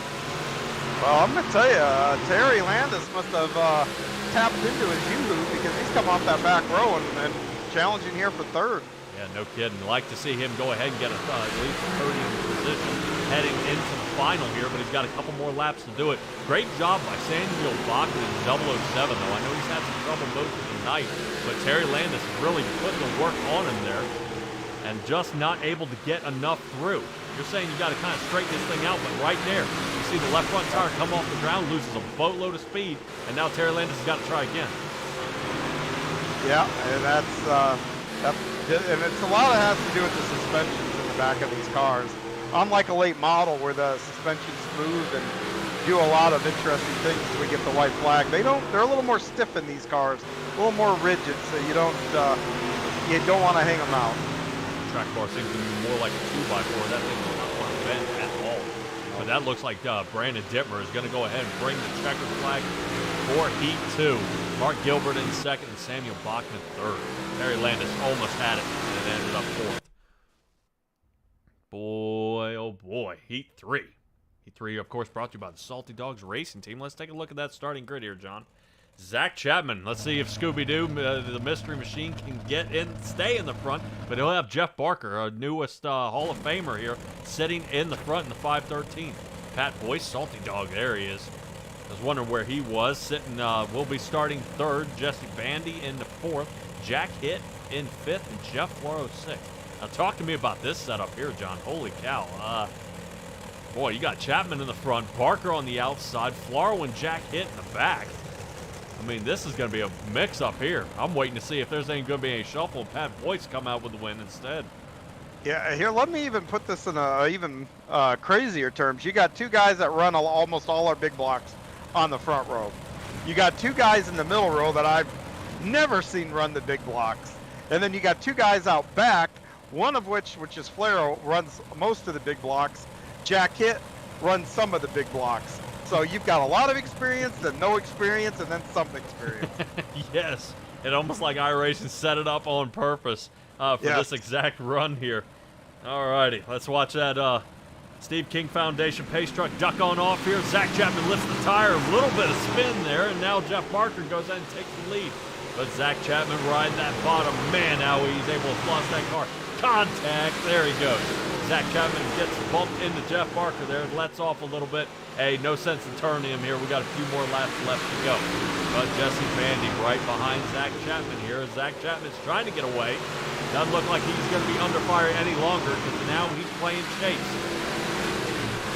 Jeff Barker now on the bottom. Let's rotate back a little bit. Pat Boyce. Looks like he might be having some trouble here on the bottom. He's definitely trying that middle line. We've seen the line, most of tonight. That thing wears out pretty quick. Yes. Yeah, but the thing is, Patrick, it comes back. My one races here, driving right through the slick, right in the center of the corners here, in late models and even these big blocks. So just because you give up on it early doesn't mean that it's gone for the night. Yeah, somebody who didn't give up on it, Zach Chapman. He now has regained the lead. Just barely, though, as Jeff Barker's got him barely there. Only a tenth of a second off of him now, and now I think he's finally got him cleared. So the mystery machine in the front of Zach Chapman, Joe and Gambler Motorsports, how to get it done. Now he's starting to put the distance, quarter of a second off Jeff Barker, and he's not even going to look back as it comes from a white flag, this time by. Turns 1 and 2, Zach Chapman just hitting his marks. As he gets through, let's rotate back to Jesse Bandy, who's kind of watching Pat Boyce and Flaro getting into it now. Flaro looks like he gave Pat Boyce a good little bump there, not happy about the cutoff. But Zach Chapman takes E3 win. Barker in the second and Jesse Bandy in the third. Jack Hitt actually ended up in the very back of the field, and Flaro's on his lid. All right, that's going to bring our final warm-up of the night. I know some of our viewers out there, you guys are feeling pretty tired, and these drivers are as well. You can kick back, watch the Oswego Speedway on Friday night for free at GeForce TV. Said before, they are also featuring live programming year-round and countless hours of on-demand video all free. So GeForce TV will actually be your first stop whenever you want to see the latest and hottest racing across the action across all of Ontario. I was getting ready for the warm-up here. Yeah, and through the magic of iRacing, I can go out here and turn some laps in one of these cars through the secrecy of what we like to call ghosting. I'm just playing around, seeing what the track's doing, running the different lanes, going through the middle, seeing if there's any grip here. And you can take the broadcast headset down the big one. Oh, sure I can. Let's just hope I don't have a Code Brown moment, then we'll have a different kind of broadcast. Here we go. Lucky I can drive through anything except for the walls. Come on, John. You've been reprimanded about that before. You can't do that again. That's me. I like living outside the law. That's me. There you go. My teammates call me no fun, so I'm here to prove them wrong. But I'll tell you, being out here, that top side, we saw in the small blocks how being right above the slick was kind of the place to be. These cars have enough power where you can get off of that and get up to where that actual cushion is, even as it works up. And I think maintain a pretty good run. I just started a lap where I'm going to intend to run the bottom here and see what kind of difference. I'm not going to get all the way around. But you really have to get out of the throttle to get these cars rotated on that bottom. So look for this to be, at least to start, guys going to be looking for that top side. Yeah, definitely for certain. And we'll talk a little bit about track conditions when we get to it. But first, let's take a look at our starting lineup. Final one of the night. I know you guys are pretty excited about that, but we have more racing tomorrow. So let's look at our Super Dirt Car Series starting lineup. Brian Lawson and Brandon Dittmer, front row. Mr. Machine of Zach Chapman will be starting third next to another Gambler Motorsport buddy of Jeffrey Kemper to his outside. So he's in good company. Should be a good run for him here tonight. Mark Gilbert sitting fifth with Jeff Parker in the sixth. Colby Kassinger starting in the fourth row with Samuel Bachman to his outside. Jesse Bandy, ninth place with Barry Goldner sitting on the outside of the fifth row, sitting 10th. Terry Landis will be 11th with Pat Boyce 12th. And this is where you start getting nervous as the guys here in the back. Jack Clevenger starting 13th with Greg Boydell in 14th. Watch out for Jeff Flaro in the 200 machine, starting on the inside of Connor Ross, who will be in the 35. Gambler Motorsport, I believe the final driver back there sitting 16th. Gary Sigelkow will be 17th with Jack Hitt 18th, of course, and William Richardson, like I said, he may be having some technical issues in that 29 machine in the back. He's out there. Oh, Yeah, he's out there. Did he? He skipped the heats and on to the final. See? Let's see if that strategy pays off. My God. Well, before we speak, okay, he's There we rolling. go. So now we know he's real. He's Wow. rolling. John, Good to see him going. this is the chance. He didn't do the consolation. He's going straight for the feature. He's going for the throat. That 29 is going to be waiting to see if everybody can turn and slide in front of him. I love it. I love it. Gutsy move here. All right. Brandon Dittmer in the front row. We'll see if he can stay clean. I know he definitely bumps and bangs out there. Definitely folds a few cars around the nose of his machine out there, but it's definitely something to think about. John, quick before we head under green here, what tears up a track more? Power of the cars or the speed of people going through it? Both. That's about a 50-50 proposition there. I was hoping you would give me just one. No, because the more speed you slide across the track, you wear the track more. Getting the throttle down, you spin the tires, you wear the track a little bit. So it really is a healthy combination of both. Maybe you give it a little bit more to the power. Maybe that, 60-40. How was that? All right. Well, 100% is what we got to give it now as we are under green flag. Away we go. Brandon Dittmer into the front. Let's see if Brian Lawson's got anything there on the bottom. Now, I've seen Brian Lawson and Zach Chapman try the same line here, but it looks like they are giving up on that. Zach Chapman toward the top. Lawson gets hung out down at the bottom of Kemper. Great job. Hats off to the 181 here. Mr. Download staying there in the second. He's going to be chasing Brandon Dittmer here, fanboy of Marty McCallum. Let's see if he can get it going here and see if he can get the banana machine keeping on a roll. See enough to see there. Really, Brandon Dittmer starting to really pick up the pace here. Not the fastest on the track. Kemper was faster, but Dittmer faster 1 and 2. So he's starting to really get going here. And as the track starts to wear out here, John, does the speed pick up and slow down? It slows down a little bit. Your lap times anyway. The speed doesn't, but the lap times will, and that's because you're going further and further up the track. The track's getting longer and longer. Oh, 3 wide here. Terry Landis on the bottom. 41 of Pat Boyce. Oh, man, I was in the right place. Jesse Bandy gets reconfigured here. Deals with a little bit of damage and is able to bump out of it, but he's going to return the favor. There it is. No caution, but there it is. Yeah, we got a caution. There we got a caution. We watched that one all the way through. And you said, did you say Connor Ross got in? Yeah, he did, didn't he? Yeah, he did. Oh, man. Gambler Motorsports did not escape this one.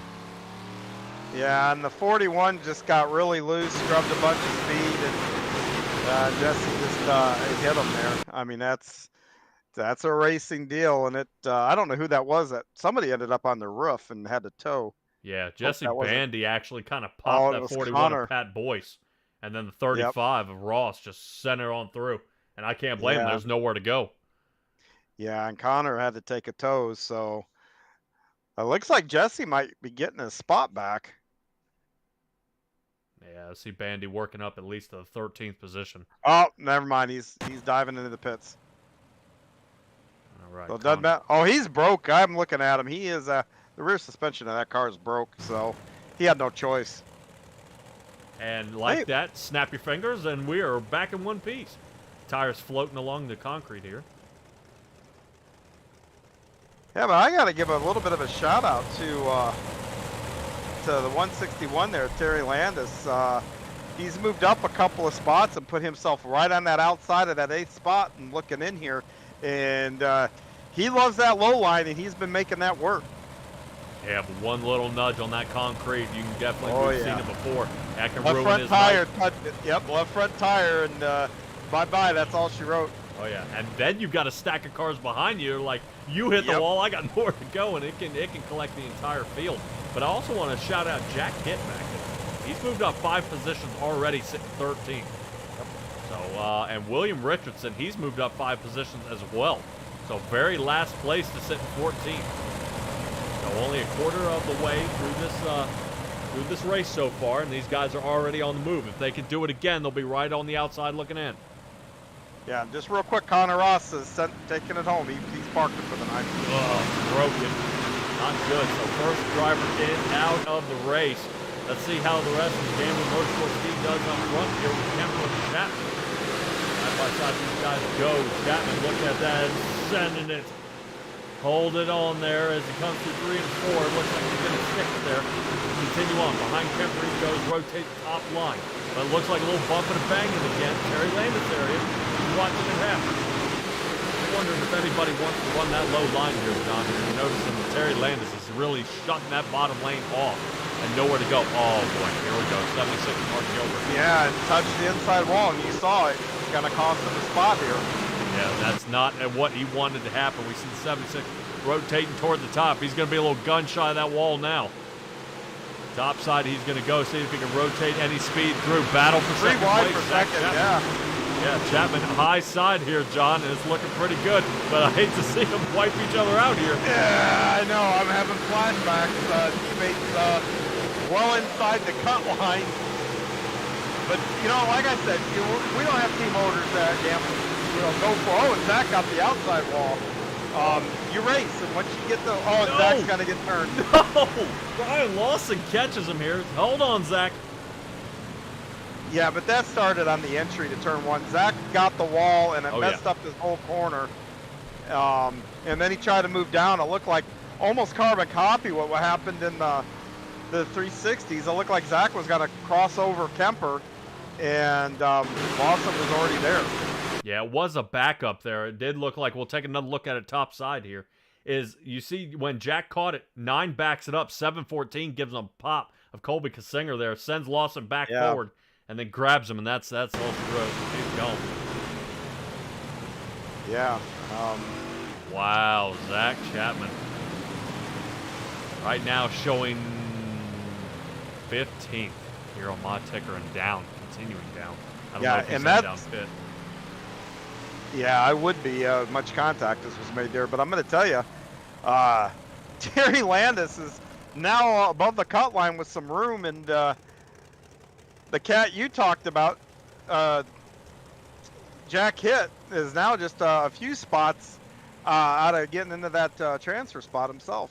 Oh yeah, very, very close. So right now, yeah, like you were saying, Terry Landis sitting 6th, and Jack Hitt sitting 10th. So good moves by these guys so far. Jack Hitt is the hard charger of the race here so far, up 8 positions. Landis is only up 5, but only up 5. I mean, we see what kind of racing's happening around here, so 5 is a lot harder to do as we are already at that halfway point here in the race, John. And it's looking pretty dicey out here. I think this will be the last double wide start before they start single filing it again, and Dittmer may be able to run away with this one.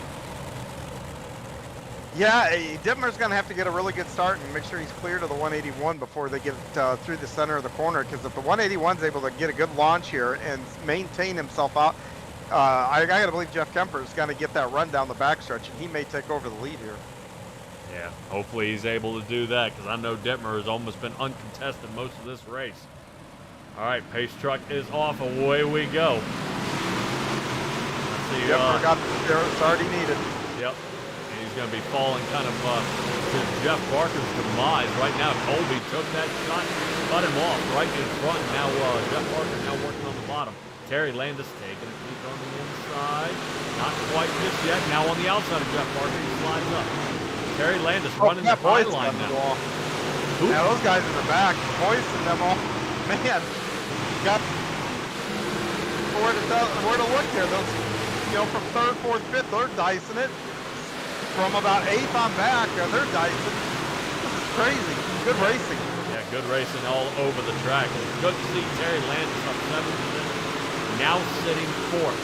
Jeffrey Kemper is going to be next on his list here. Good job. You see him going to 161. Back up that turn there, not to turn Kemper.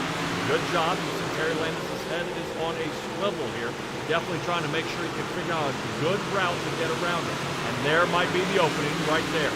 Terry Landis takes the peak on the inside, but we are under caution, and Terry Landis is going to have to start in 4th. Yeah, and that's Pat Boyce. He got into the wall and then got finished off there, broke some speed, and guys aren't lifting. That's for sure. Oof.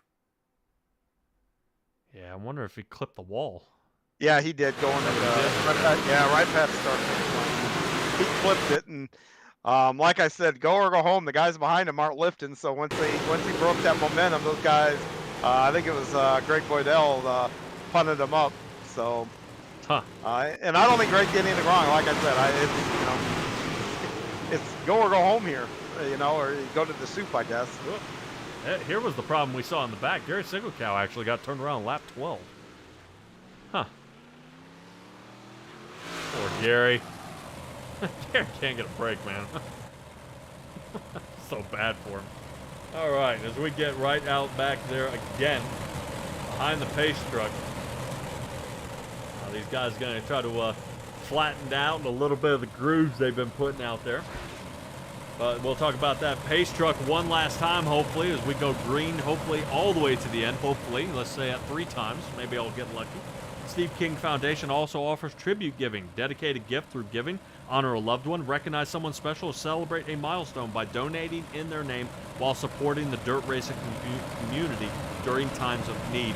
And we will notify the honoree of your generous gift. Pace car, pace truck, lights are out.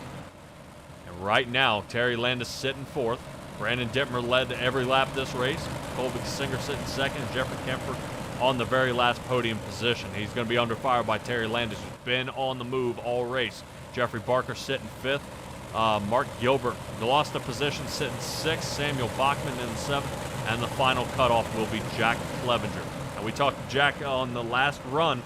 He wasn't feeling too confident, but it's looking really good right now. If he can hold Jeff Flaro in the 200 off and Jack Hitt, who's been on a tear here, sitting 10th. Green flag. Lawson got turned around on the start. Oh, really? Oh, yeah, he did. No caution, though. But, yeah, he got that bit of a checkup out back and caught him out. Wow, no caution.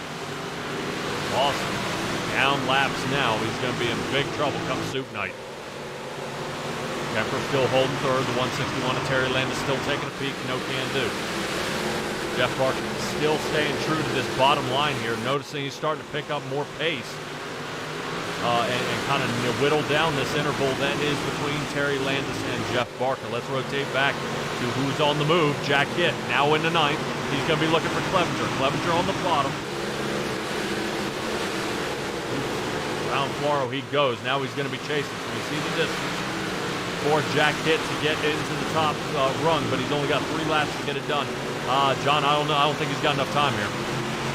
No, I don't either. And you know what? I'm pretty content. I'm not putting myself in any kind of position here to take any unnecessary risk. I'm locked in. I'm going to Thursday. All right. Well, we'll see if anything can happen. Jack Hitt would need 2 more laps to try picking up the pace. We're side by side for the lead, so. Something happens up there, he may get those spots. Oh, 7:14. Nice slider in front of Dittmer here. Dittmer crosses him up down toward the bottom, and Kemper's watching it happen in front of him. Kemper now waiting to attack. Slides in behind. Good job.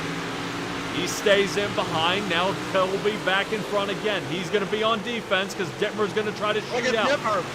181 down on the bottom. Dittmer loses it. Holy cow, Dittmer takes 2nd. I really thought he was going to turn down and just launch down that inside there. Holy cow. Brandon Dittmer loses it in the last lap. Hey, always need a good upset every night. Always need a good upset. That was an upset. Yeah, and I think it's just as much of an upset. You've got guys like Brian Lawson, Zach Chapman that didn't make the cut, and those are two guys that win races in our weekly shows, and are perennial championship contenders for our season points in those. They're going to the soup. Yeah. Hey, we might actually be able to see. Let's go ahead and see if I can see what happened to Brian Lawson here. Yeah, like I said, I looked like I caught it out of the corner of my eye. It looked like they got checked up, and he got tagged from behind. Is what I thought I saw. Yep, that's exactly what happened. Spun him around. Top. Zach checks up. There he goes. The worst part was, I think even after that, I think Pat Boyce got in trouble as well. Yeah, I mean, the thing is that the track is in the worst. The track is in the worst shape it is all night. You're driving harder because the checkered flag's coming out soon. You're driving harder on a beat up track, and things happen when those two paths collide. Yeah, and then there's nothing left. But man, oh man, oh man, I'm so this night has to come to an end. But at least it came out with some awesome drivers having many, many chances to get it done here. And I believe we've caught up with Mr. Kemper, Jeffrey Kemper in the 181. Let's get a hold of Jeffrey Kemper. Jeff, you got a copy? Yep, I got you, Patrick. Hey, nice paint job on the 181, man. Young Gun Creations did a fantastic job. You think that made you any faster on the track tonight? I don't know if it made me any faster, but I know since I put these paints on and since I joined Gambler Motorsports team, I have definitely been doing a lot better, learning a lot more, and feeling a lot more confident and comfortable with what I got going on. All right. Well, you did move up one position, at least get you a podium, but how nervous were you that 161 kind of really creeping up on at a fast pace tonight? I wasn't overly worried about it because I kind of knew I was in the qualifying spot, so I wasn't going to push anything too much there. But earlier in the evening, or last evening, I guess, so a few races there, I definitely had a lot more shaking, a lot more tenseness going on. All right. Talk me through these last few laps watching Colby and Brandon in front of you kind of duel it out here right at the end. We took a look up top, and it looked like you were planning to attack.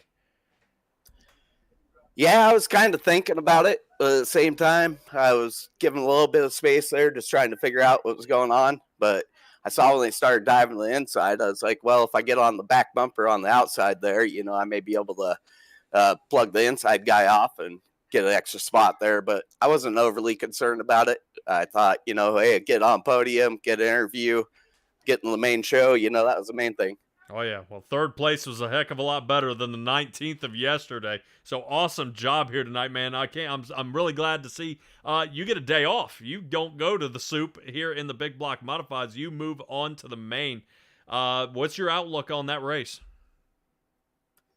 I'm feeling pretty good about it. We got a decent setup, been working on and talking about. So feeling good about that. I qualified 3 out of the 4 races. I don't plan on running the 305 because of time constraints in my work, but I'll be in the main show for all 3 of them. And I think that we got a good car, right, and we should be able to give them good competition out of it. Excellent. Third place finish tonight. Give me your shout outs. Oh, yeah, I got to thank girlfriend, family, Gambler Motorsports, the whole team there. We have a great time in chat, help each other out quite a bit. I got to thank Lynn Gear Company. I got to thank Andy over at Cool Array. I thank you, Patrick, for SimTrax Broadcasting. Got to thank Roger and Coast2Coast Racing League, Alex and Olivia and the Race Against Childhood Cancer. This is a great cause, for if anybody's out there that's able to donate, it's definitely a good cause. It's something we should be working towards. Jeffrey Kemper, great job tonight, and I can't wait to see what you got coming up for the main, bud. All right, thanks, Patrick. Have a good night, man. You too. All righty, and John, I think you're going to be catching up with Colby. I'm going to get a hold of Brandon Dittmer because he tripped me up last time I talked to him, and he thought he was I was trying to be funny, but he didn't think it was funny at all. So I know not to ask Brandon Dittmer, man, it just didn't go your way tonight, because last time he told me, why not? Brandon Dittmer read just about all the laps here tonight. What happened here at the end? I had trouble getting into that corner all night, and he had sat there, watched and waited, and that's all it took for me to just get out of his way, I guess. But I'm surprised. I'm very happy with a second place finish. All right, well, this gets you out of the soup night. Any idea? Would it be changing the driving to continue charging the way that you are? Or or maybe doing a little more to the setup of the car heading into when you head into the main on Thursday. Just to maintain speed, you know what I mean? Because I think the track is going to be much more slick than this. Yeah, definitely towards the end of the night. I believe it's going to be a 75 lap feature. And all week we've only done 20s, so it's going to be definitely a big change. And I don't really race big blocks all that much, so I'm not used to going any more than 30 laps. Alrighty, well, you're going to have a tall order, because a lot of drivers out there really fast here are going to be trying to put on their best moves out there. Names like Dean Reynolds, Isaac South, Joseph Grandy, Randy Shreves. Man, these guys are going to be tough. And how confident are you feeling if maybe a top 10, if not a win? And these, not very. But I'll take what I can get, and see what I can't pull off come Thursday. Alrighty, Brandon Dittmer in the 83. Give me a shout out here, bud. You guys for the broadcast, Roger for Coast to Coast, Training Wheels Racing, Venom for letting me run with them, and Dean Reynolds for giving me ideas on the setup and helping me run a little bit better in these things. All right, definitely paid off along with your driving style. Great job tonight. Thank you. All right, Brandon Dittmer there. John, you've caught up with the race winner, and you've got to ask him really about that last lap pass here. That was amazing. Yeah, it sure was. Colby, you got a copy? Yes, sir. Well, man, I tell you, you waited to the last minute to get her done, but you got it done there on that last lap. What was your thoughts there, setting that thing up? You know, you were locked in there, and getting that one extra spot got you a win here. But how did you set that whole deal up? And is that how you planned it? Really, I mean, I kind of planned that. I mean, I was just being really patient there the whole race, and he messed up once in 3 and 4 right there, and he messed up again. I finally got underneath of him a little bit, and I could kind of short slide him going into 1. I got him. I was just really being patient there. I mean, these big blocks, you got to really be patient, and throttle control is really, really key in these things. Yeah, it is. And, we saw, a couple of guys make a lot of time up on the bottom. Terry Landis was one of them, was able to get around several guys. Did you find one lane preferable over the other, or one just suited your driver's style better, or what made you, want to be up top most of the time? Well, I knew it wasn't going to be as slick as it did last night, so there was still a lot of moisture right there at the top, so I just stayed there. And I thought the bottom would come in there towards the end, but it really never did. And so I just kind of just held my ground there and just kind of kept looking back in the mirror, making sure, we both weren't, falling back too much, because I didn't want to really pass him early, so I just kind of held my ground there and followed him all the way around. Well, you did an outstanding job. You were able to bring home a victory here tonight, and congratulations on that. You move on to Thursday. Did you learn anything here that you are going to apply, or any tweaks you're going to make on that car between now and Thursday? Yeah, I think I need to tighten her up just a little bit more, because it's 75 laps around this joint. This place is fun, and it's very, very racy. I'm glad you guys picked this racetrack to race at. It's very racy. Sure is, man. Well, we look forward to seeing you Thursday night. Who would you like to give a shout out to? I just like to give a shout out to Vanderbilt for giving me this opportunity to run with their team, and Theodore Concrete, High Gear Designs, just everybody on the car. I mean, I think I've had iRacing for maybe 8 months now, and this is just very awesome that I could pull this off. Well, man, hey, hopefully you get a lot more of them here. Glad you're having your good time here on iRacing. And again, congratulations. We'll see you Thursday night, man. Thank you so much. That's our winner. Patrick, I tell you, 8 months experience in winning races, guys, that's a marker thrown down right there. That's a name you better remember. Yeah, especially here in the Coast to Coast Racing League, definitely you start compiling all your fastest guys for one event, and then you're able to come out here and shine. Yesterday he actually placed 9th place and gets the win today. So I'm really glad to see he finally was able to break through the final the hurdle he needed. Gets a night off, and he'll be able to continue his charge for the rest of the week here. I mean, I can't stress how nice it is, for a win or being able to get a high spot here. That way you're at a soup night. You can take some time, and then I can spend more time instead of racing, maybe tweaking the car and practicing around with, let's say, all his bandy belt team.